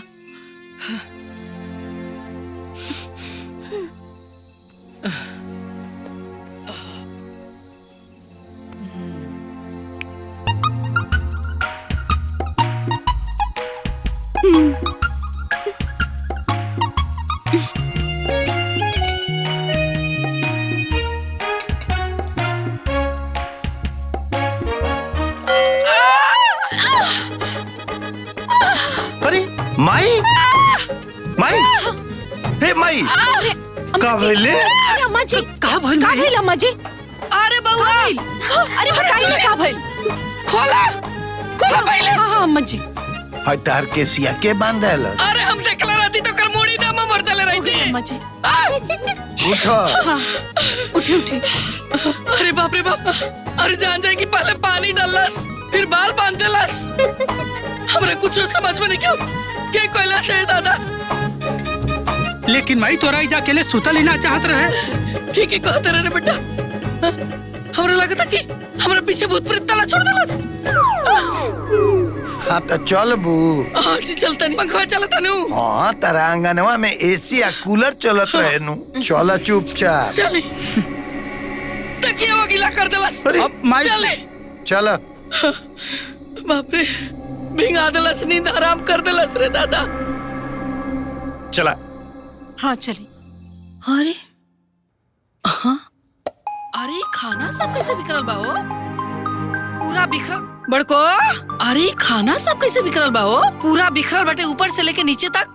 अम्मा जी हम तो सब तो पले रहनी है। तो पले रहनी है तक भूतवा सबा के उगार देलस। कहाँ ध्यान रहा था तहार? दिन भर तो मोबाइल पे लगल रहे के बा। ध्यान रही तब ना तारा पता चली। दादी हम बिलाई के देखनी आई। कहा बिलाई के? हाँ दादी बिलाई के। कर देलस ने सब खाना सत्यानाश। अम्मा जी हम दोबारा बना देता नहीं। हाँ तो जाके जल्दी बनाओ हमरा भूख लागल बा जोर से। हाँ हाँ कोनो काम पे ध्यान ही रखे इनका।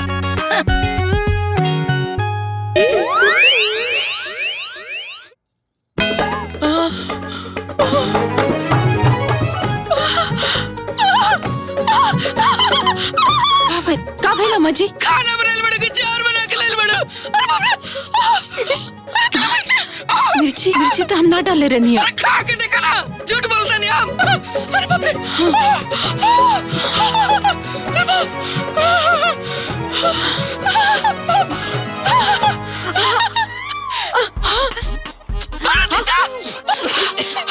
अरे अरे जल्दी पानी लेके आओ। का हो? ओ पिंकी के पापा पप्पू वाले स्कूलिया में दोनों के एडमिशन करावे खातिर कहले रहलन। अब तो एडमिशन शुरू भी हो गइल बा।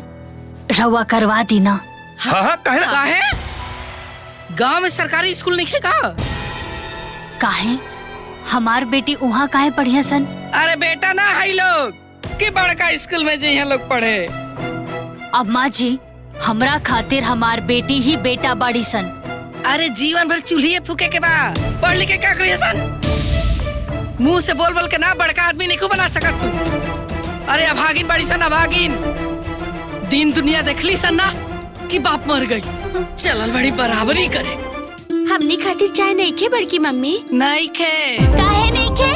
काहे कि तहर मम्मी कहीं के महारानी ना है कि ठहरे ठहरे उनका के चाय पानी नाश्ता पहुँचावल जा। चला आवा ले आवल जाए।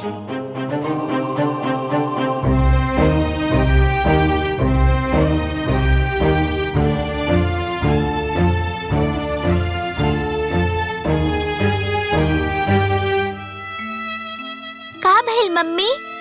चाय नहीं खे बेटा? हमने खातिर चाय काहे नहीं खे मम्मी? काहे कि ई घर के लोगन के ऊपर अब हम और हमार बेटी बोझ हो गइल बानी सन। अब बर्दाश्त के बाहर होता। अब फैसला होखबे करी।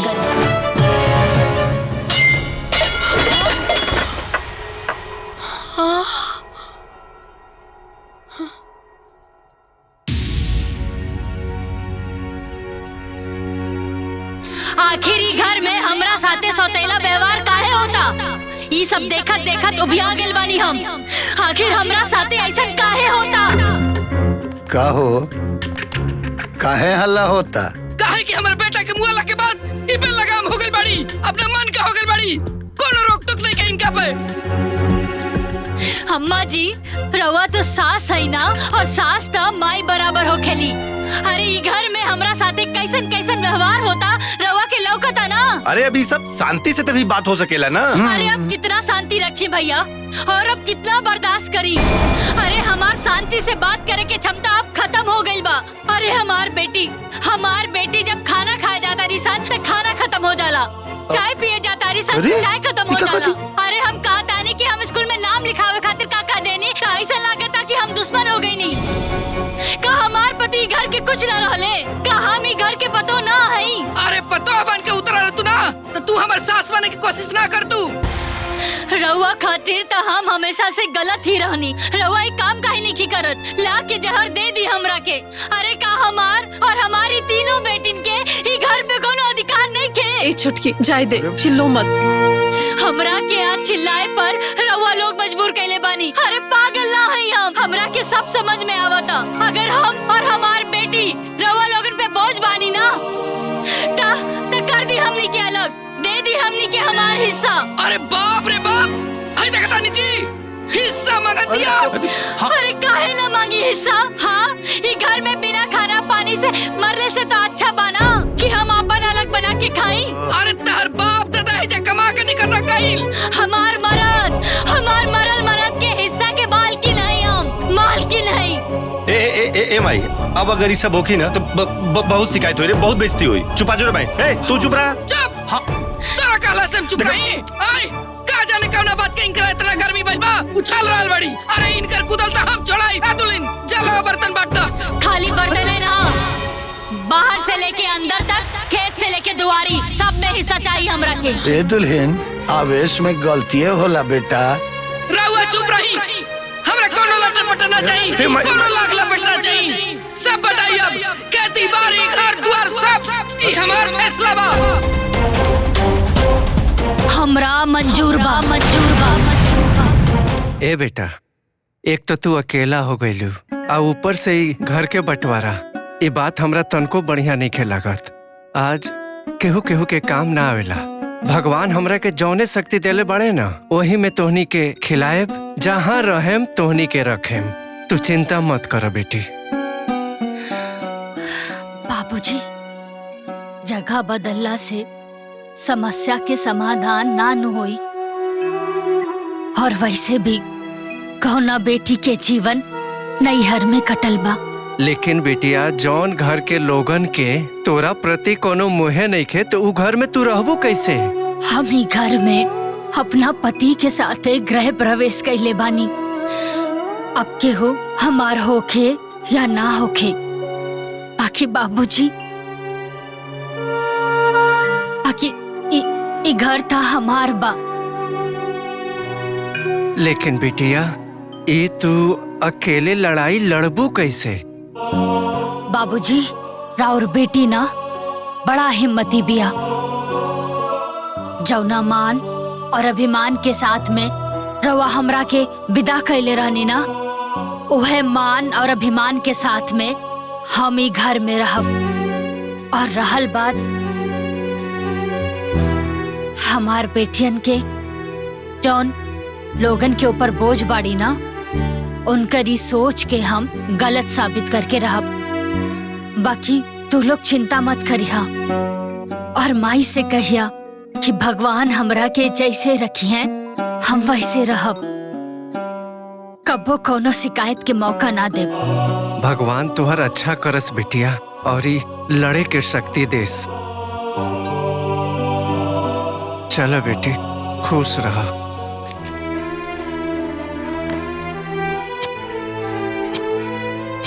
बताओ, बेचारी के मर्द के मरते ही बेचारी के घर वालन अलग कर दिहले। काले हमार मेहरारू कहत रहे के पतोहिया के भर पेट खाना न देताड़ी सा, का करताड़ी सही से। बतावा, एक तो अलग का देहले सन, ऊपर से तीन गो बेटी। बेचारी कैसे जियत पिया। हाँ, भगवान ही मालिक बाड़े। चला अपन काम करी भैया।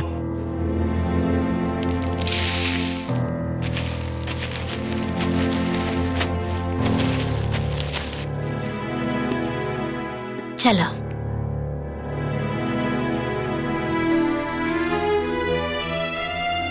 तू दोनों जने आराम से रहिया, हम जल्दी आ जाए। Bye bye. ये होला जब अपने पे पड़ेला ना, तबे इंसान के घर से बाहर निकले पड़ेला। सही कहत बाड़ू दीदी, मजबूरी कुछ भी करावेला। कुछ भी कहा, एकर घर वाला बड़ा निर्दयी बाड़ा सन। सही कहा तू दीदी, ऐसा ना हो तो बेटा के मरते पतों के साथ ऐसा दुर्गति करतन। ना जाने कैसे पोसाई दुईठे बच्चा। बेचारी के दुर्गति है। कैसे जीवन बीती। चल अच्छा हम जाते। चला हम चलत। अरे माई रे माई, अरे बड़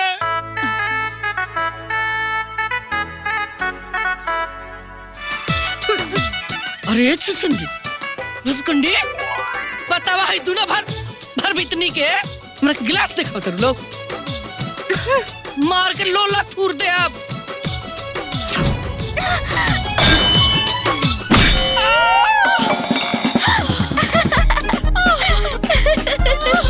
जैसे करनी वैसे भरनी।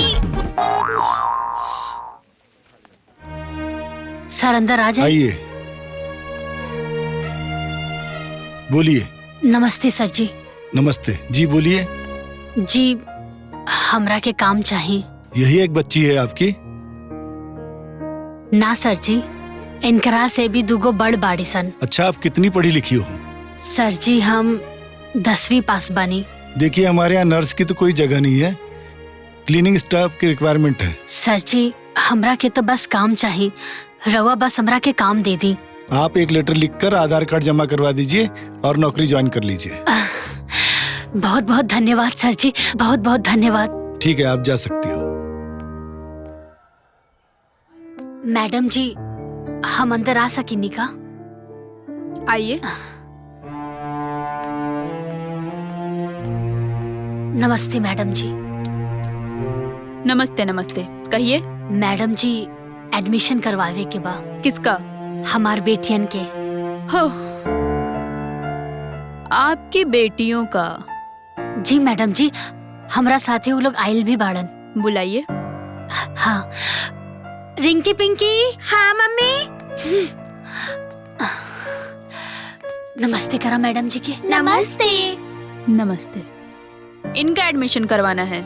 जी मैडम जी। देखिए, मुझे लगता है कि आप बाय मिस्टेक यहाँ पे आ गई हैं। और यहाँ से थोड़ी ही दूर पे एक छोटा सा स्कूल है, शायद आपको वहाँ जाना चाहिए। ना ना मैडम जी, हम गलती से या मिस्टेक से स्कूल में नहीं किया नहीं। यही स्कूल में हमरा के एडमिशन करवावे के बा। फीस की चिंता रहुआ मत करी। देखिए, आप समझ नहीं रही हैं, यहाँ फीस की कोई बात नहीं है, बट यहाँ पे जितने भी बच्चे पढ़ते हैं उन लोगों का एक स्टैंडर्ड होता है, उनका इंटरव्यू किया जाता है, और इतना ही नहीं, उनके माँ बाप का भी इंटरव्यू लिया जाता है। उसके बाद कहीं जाके यहाँ पे उनका एडमिशन होता है। मैडम जी, माँ बाप के पढ़े के बा या बच्चा लोगन के? देखिए, स्कूल में पढ़ाई तो होती ही है, बच्चों को पढ़ाया लिखाया भी जाता है, बट अगर माँ बाप ही पढ़े लिखे नहीं होंगे तो बच्चों को गाइड कैसे किया जाएगा? अगर मैडम जी माँ बाप के ही गाइड करे के होखी तो फिर स्कूल में एडमिशन काहे करवाते? ये सब आपको समझ में नहीं आएगा। आप ऐसा करिए, किस क्लास में एडमिशन करवाना है ये बताइए पहले। मैडम जी, तीसरी कक्षा में। 3 में। देखिए, मुझे लगता है कि अभी इनको 2 साल तक यूकेजी और एलकेजी में ही पढ़ना चाहिए। मैडम जी, अगर रउआ के हमार बेटियन पे भरोसा नहीं की तो रउआ अपना स्कूल के तीसरी कक्षा के कोनो भी बच्चा के बुला के हमार बेटी सन के साथ कंपटीशन करवा ली। अगर हमार बेटी गलत जवाब देली तो रउआ हमरा के मार के ऐजा से भगा दे, लेकिन अगर हमार बेटी सही जवाब देली तो रउआ अपना स्कूल में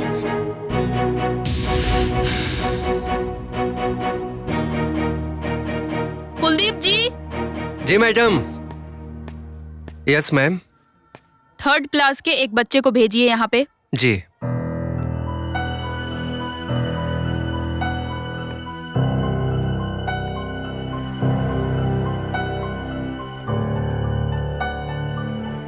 इन लोगों से कुछ क्वेश्चन पूछो। What is the odd number?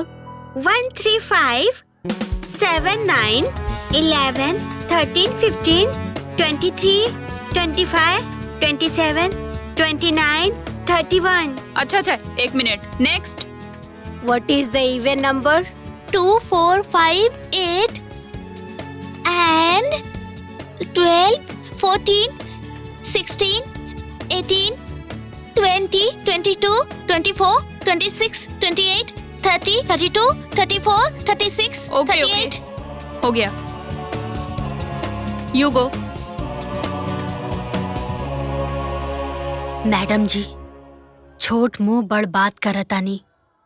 काबिल बच्चा के ना वैल्यू होखे के चाही, चाहे बच्चा अमीर घर के होखे या गरीब घर के। और मैडम जी, हमरा हिसाब से शिक्षा के मापदंड माई बाप के स्टैंडर्ड और बच्चा सन के पहनावा ओढ़ावा देख के ना होके के चाही, बल्कि इनकर काबिलियत देख के होके के चाही। मैडम जी, हमार पति के देहांत हो गइल बा, हम अकेले ही कमाईला और अपन बच्चियन के पढ़ाईला, और इनकरा के हम अच्छी से अच्छी शिक्षा देब और इकनी के काबिल भी बनाई। रवा फीस के चिंता ना करें। माफी चाहते हैं हम, आपके हिम्मत को सैल्यूट करते हैं हम। आपकी दोनों बेटियों में से एक बेटी का पूरा खर्चा स्कूल उठाएगा। रुकिए 1 मिनट।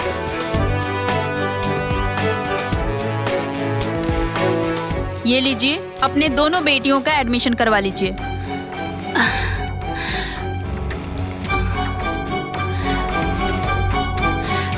बहुत बहुत धन्यवाद मैडम जी।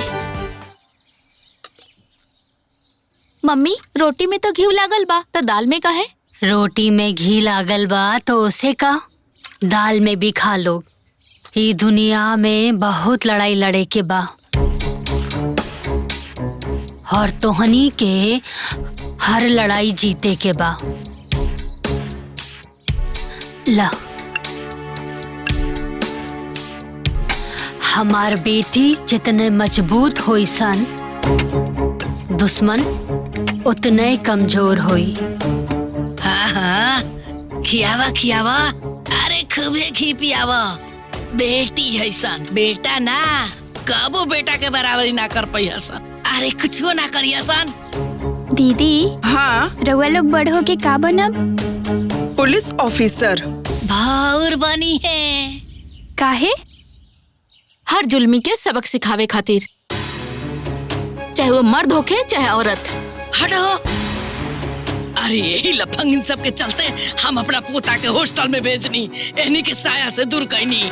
तोहनी के देखिए सन, हमर पोता अधिकारी बन के जाई, आ तोहनी के कुछ ना कर पाई सन। अफसर बनी लोग। हमरा मन पे ना एक बहुत बड़ा बोझ बा, हम ओकरा के उतारे चाहतानी। बोली ना दीदी। ई घर में जौन भी तोरे साथे भइल ना, उ ठीक ना भइल। मजली, हमने के का स्थिति बा और उससे पहले का रहे, तू ओकरा के बेहतर जानता रू। हमने के मजबूर बानी जा, कुछ कह भी ना सकीले। आज सफाई देला के अलावा हमने के पास और कोनो रास्ता नहीं खे। तू हमने के गलत मत समझिया। दीदी, हमरे तो इहो सौभाग्य ना मिलल कि हम राउर पैर भी छू सकी। हाँ भौजी, आज तक हमने के आशीर्वाद दे दी।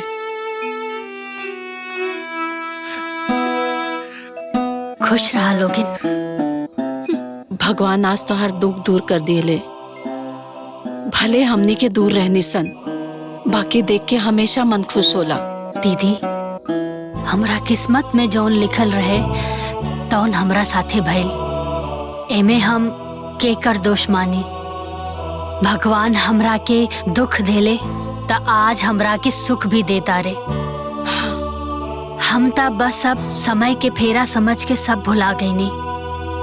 हमरा के त बस हमरा खातिर और हमार बेटियन खातिर रउआ सब से आशीर्वाद ही चाहिए। अरे हमार बेटी सन बहुत आगे जाइए सन, हमने के आशीर्वाद बहा। चिंकी, हैप्पी बर्थडे बेटा। हाँ, चल केक काट बेटा। हाँ, काट। ई कान में उंगली डाल के का बैठल बड़ू? ए बूढ़ो, ई कान में उंगली डाल के काहे बैठल बड़ू? के हाली खाना मंगनी हनु, खाना ना ले आईबू? हम अंगना में चाहिए ना करब। अरे वो करम चली, बेटी सबके जन्मदिन फनमदिन मनावतिया, मनाओ। अरे तो ओकरा से तहरा का समस्या बा? बहुते बड़का समस्या बा। रहुआ ने की जनत ऊ जन्मदिन करम जली मनावती है ना, जोर जोर से गाना बजावती है ताकि हम सुनी अपन खून चलाई। अरे रहुआ ने की जनत ऊ तो अक्ल के अंधीन भरले बिया। आ ओकर बेटिया ओकरो नानी बाड़ी सन, ओनी के ऐठल छोड़ाई बम। अरे तू कब ले उ लोग के देख के धधकत रहबू? हाँ, उ लोग के जितना बुरा तू सोचत बाड़ू ना, उ लोग के उतना अच्छा होता। ऐसा ना हो सकेला। ई मन मोटाव सब भुला जाओ। देखी रुआ जादे होने के पक्ष मत ली। अरे पक्ष मतलब का उ घर के ना ही और बताव। अरे राउर बड़का भूल बटे, वही एक नंबर के हराट बिया। अरे रुआ देख ले, ओकरा के सबक सिखा कर रखब, सारा चर्बी उतार कर रखब। देख ले रुआ। दादाजी हाँ? केक ली ना। हाँ बेटा। दादी रवो ली ना। तेरा केक में आग लगे, भाग यहाँ से। केक ली ना। जाए तो बेटा। अहो तुहारी नफरत, जलन आ काला मन के फल ह के आज तक ले तहार छोटा बेटा के औलाद ना भइल ह।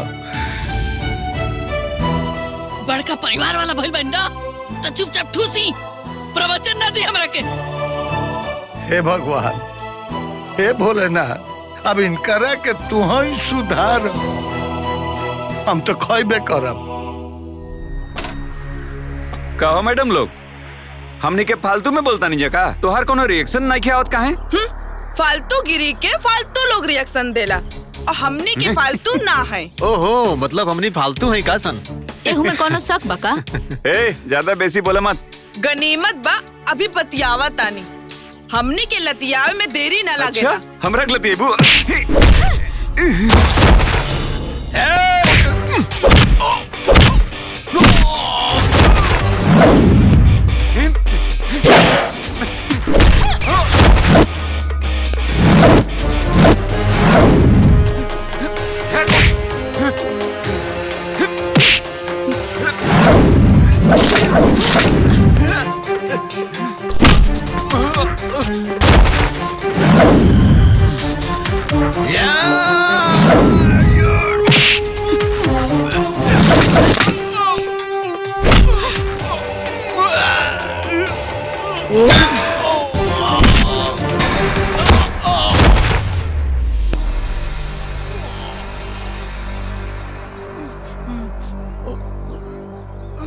जाके अपने बाप से कही है लोग कि लड़की के छिड़ला पर लात खा के आयल पानी। चला दीदी।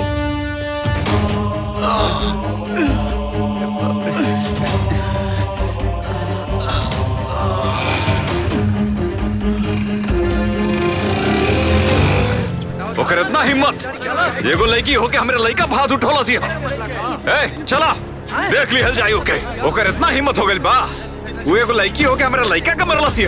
एकुल के यहाँ ना रह दे, जाके ओकनी के घर से निकाल, ना तो ओकरा के छोड़म ना। ए पिंकी कमाई, पिंकी कमाई बाहर निकला। काहे पिटलू हा लोग बेटी? मम्मी हम लोग आवत रही सन और ई लोग हमने के देख के सीटी मारत रहे। हाँ मम्मी, यही से हमने इनका के पीट देनी। अब ई लोग सीटी मारी त केहू आरती ना नो उतारी। सीटिया तो मरले रहला सन, एकर का मतलब भाई कि मार के हाथ पैर सब तोड़ दी? लड़की ऐसन पिटाई ना करे के चाहिए।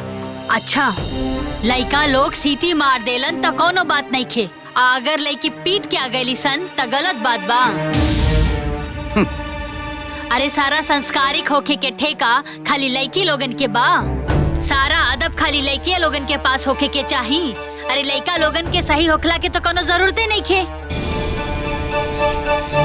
हमरा के एगो बात बताई, अगर यह बदतमीजी केहू लड़का राउर बेटी के साथ में कॉलर रहते तब वो रउआ खड़ा होके ऐसा ने भाषण देती का?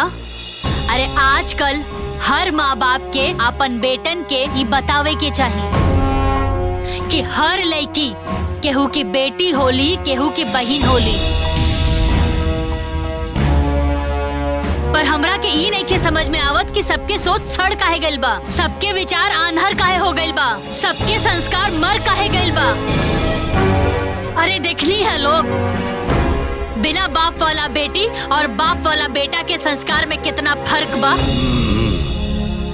और सुन ली लोग, हम अपना बेटी से पहले ही कहले बानी, अगर तोहरा के केहू मार के आवे तो ओकरा के मार के अइहा, और अगर तोहरा के केहू रुआवे तो ओकरा के रुआ के अइहा। अरे जितना रउआ लोग के अपन बेटा पे गुमान होई ना, उसे 100 गुना ज्यादा हमके हमार बेटी पे अभिमान बा। चले जाई लोग यहाँ से, जाई। सुन ले चला चल यहाँ से, चल यहाँ से। अम्मा जी बहुत साल बाद ना ई घर में किलकारी गूंजे वाला बा। अपन छोटकी बिया ना उ माई बने वाली बिया। अरे धीरे बोलो, उ कल मुही सुली ना तो ओकर करिया नजर पड़ जाई ओकरा पर, त एगो विपत पैदा हो जाई, जीवन भर ढोए के पड़ी। बड़ा खुशी की बात बाटे। ए शहीद, शहीद, अरे बुआ। हाँ माई। दुल्हन ठीक बाड़ी नू? हाँ माई ठीक बिया। हे बेटा, पता चलल बा मिर्चिया वाला बाबा के बारे में। उ कहता मिर्ची पढ़ के देवेला ना तब बेटा पैदा होकेला। ए बेटा, तू हमारा के ले चल बे उनका पास। माई तो फिर से शुरू हो गई ले। अरे चल हम करता ना, उ करे दे। हमरा से बेसी ज्ञान बतुरा, हमरा के सिखावता। अंडा सिखावे बच्चा के, बोल बच्चा चई चई। ए बेटा ले चलते हमरा के। ठीक बा। अरे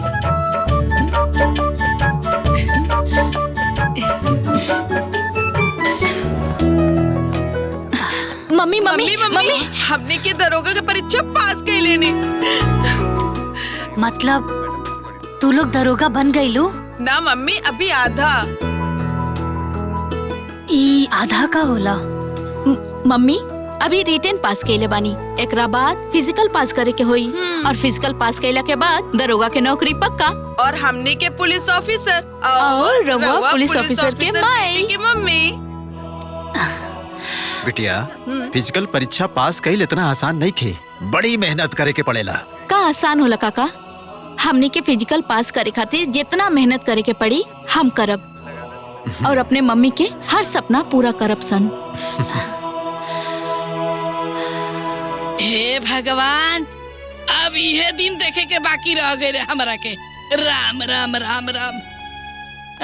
मन बढ़ू माई के, मन बढ़ू बेटी, डुबा दलो खानदान के नाम। रिंकी पिंकी, दुश्मन के चेहरा पर कालिक पोते के बाद तू लोग आगे बढ़ा, हम तोहनी के साथे बानी। दौड़ा लोग। आज हमने के दरोगा के फिजिकल बा, हमने के आशीर्वाद दी मम्मी।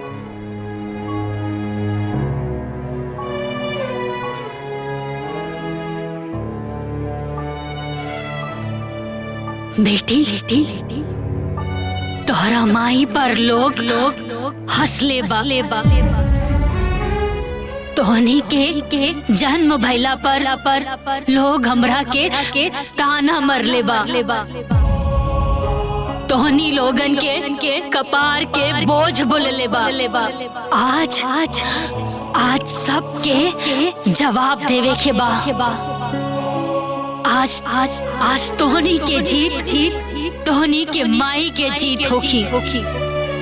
तोहार माई के जैसन लाखों ऊ औरतन के जीत होखी जे अपन पति के बिना अपन बेटी खातिर लड़ाई लड़तारी सन।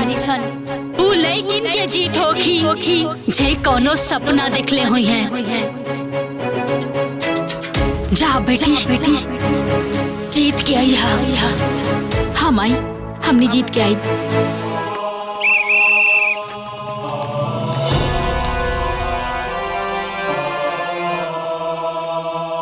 बधाई हो, आप दोनों ने टॉप किया है। अब आप दोनों बन गई हैं वर्दी के हकदार, और मिल गई है पुलिस सब इंस्पेक्टर की नौकरी। थैंक यू सर। जय हिंद।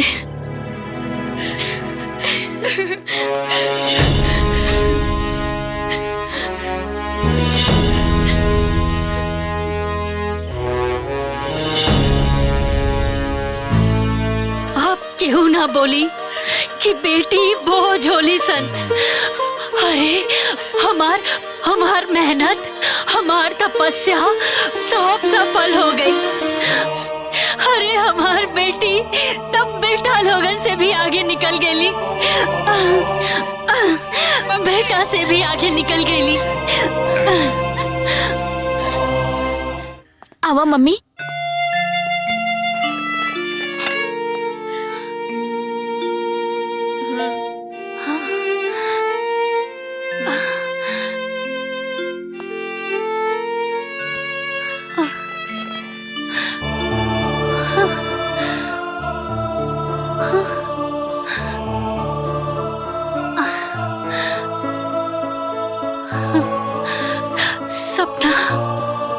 सपना ता हर केहू देखेला,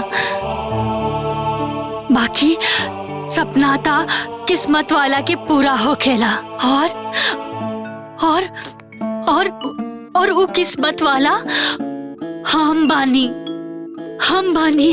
मिलिट्री जैसा परेड सलामी दे। वन फोटो प्लीज। स्माइल। हे भगवान, हे मिर्ची वाला बाबा, अपना मिर्ची के लाज रखिया, हमर मुंह उजियार कर दिया। एक तो इतने साल के बाद बच्चा होके वाला बा, हमरा घर में बेटा दे दिया भगवान। जय भगवान।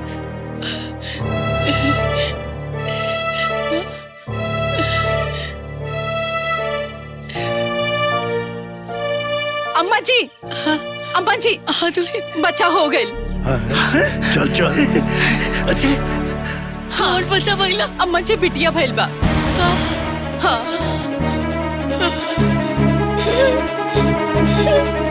अरे बाप रे बाप, अरे हमारे खानदान के भाग्य खराब है दादा। हमरा यो बेटा के बेटी हो गई, विपत हो गई कपार पे। अरे हमरा नून चटा के मार दो, हमारे कुल के नाश हो गई ले दादा। बाबूजी, हमारी बात सुन। कमीनी अनपढ़ गवार गोबर औरत, अब ते लड़की के रागल पे।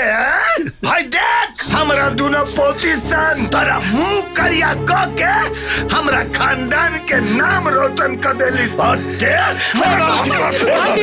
हाथ जोड़ता नहीं बाबूजी। हमने के समझा बाबूजी, माई के हमने के समझा बाबूजी। बाबूजी समझावा बुद्धिहीन गोबर औरत का समझावा। बाबूजी हम हाथ जोड़ते हैं। तू माही, अरे आज पूरा गांव जवार तोरा पोती पर नाच करता। अब भीनो बेटा बेटी के परपन में पड़ल बारे। अरे आज ओकनी के वजह से पूरे गांव जवार के सीना चौड़ा हो गइल बारे माई, चौड़ा हो गइल बा। माई का ओकनी से शान के सम्मान ना मिली। और माई इतने ना, जब हमने के गांव में चलम जाना तो सीना चौड़ा करके चलब जा कि वो हमने घर के बेटी ही है। भाई एक बात ते सोच के बता, आखिर तेहू तो केहू के बिटिया होके न। अगर तोर माई बाप तोरा साथे वैसे भेदभाव कैले रहते तो काय ते दुनिया देखले रहते। अरे ते तो दूर हमने के ना रहते जा, और ना ही हमारी बाबूजी, और ना ही हमारी घर परिवार। पहला बार बाप बनल बानी रे, अब तो ते अपन सोच बदल दे और फर्क ही अपना मन से निकाल दे माई। अरे आजकल बेटी ते आसमान छुआ तारी सन रे, देश दुनिया चलावा तारी सन रे, पूरा दुनिया ओकनी पे नाच कर रहा बा। पता नहीं काहे तोरे जैसन सोच वाले लोगन के सोच नहीं के बदलत रे भाई। बदल देना रे माई, अपन सोच बदल दे, बदल दे। समय के साथे साथे इंसान के अब सोच बदलने के चाहिए, लेकिन हम मूर्ख औरत आज लकीर के फकीर बनल बाने दिलीन। ए दिलीन तो हमारी सोच बदल दिलू। बेटी सब बोझ लेके बोझ तो बेटियन के खातिर ऐसा सोच रखे वाली हमरा जैसा औरत बड़ी सन। ए दिली धन्य बड़ तू, महान बड़ तू। और हमर तीनों पति हमरा खानदान का मान सम्मान अभिमान बड़ी सन। हे भगवान हमारा पोती सबके ना हमरो ऊपर दे दी।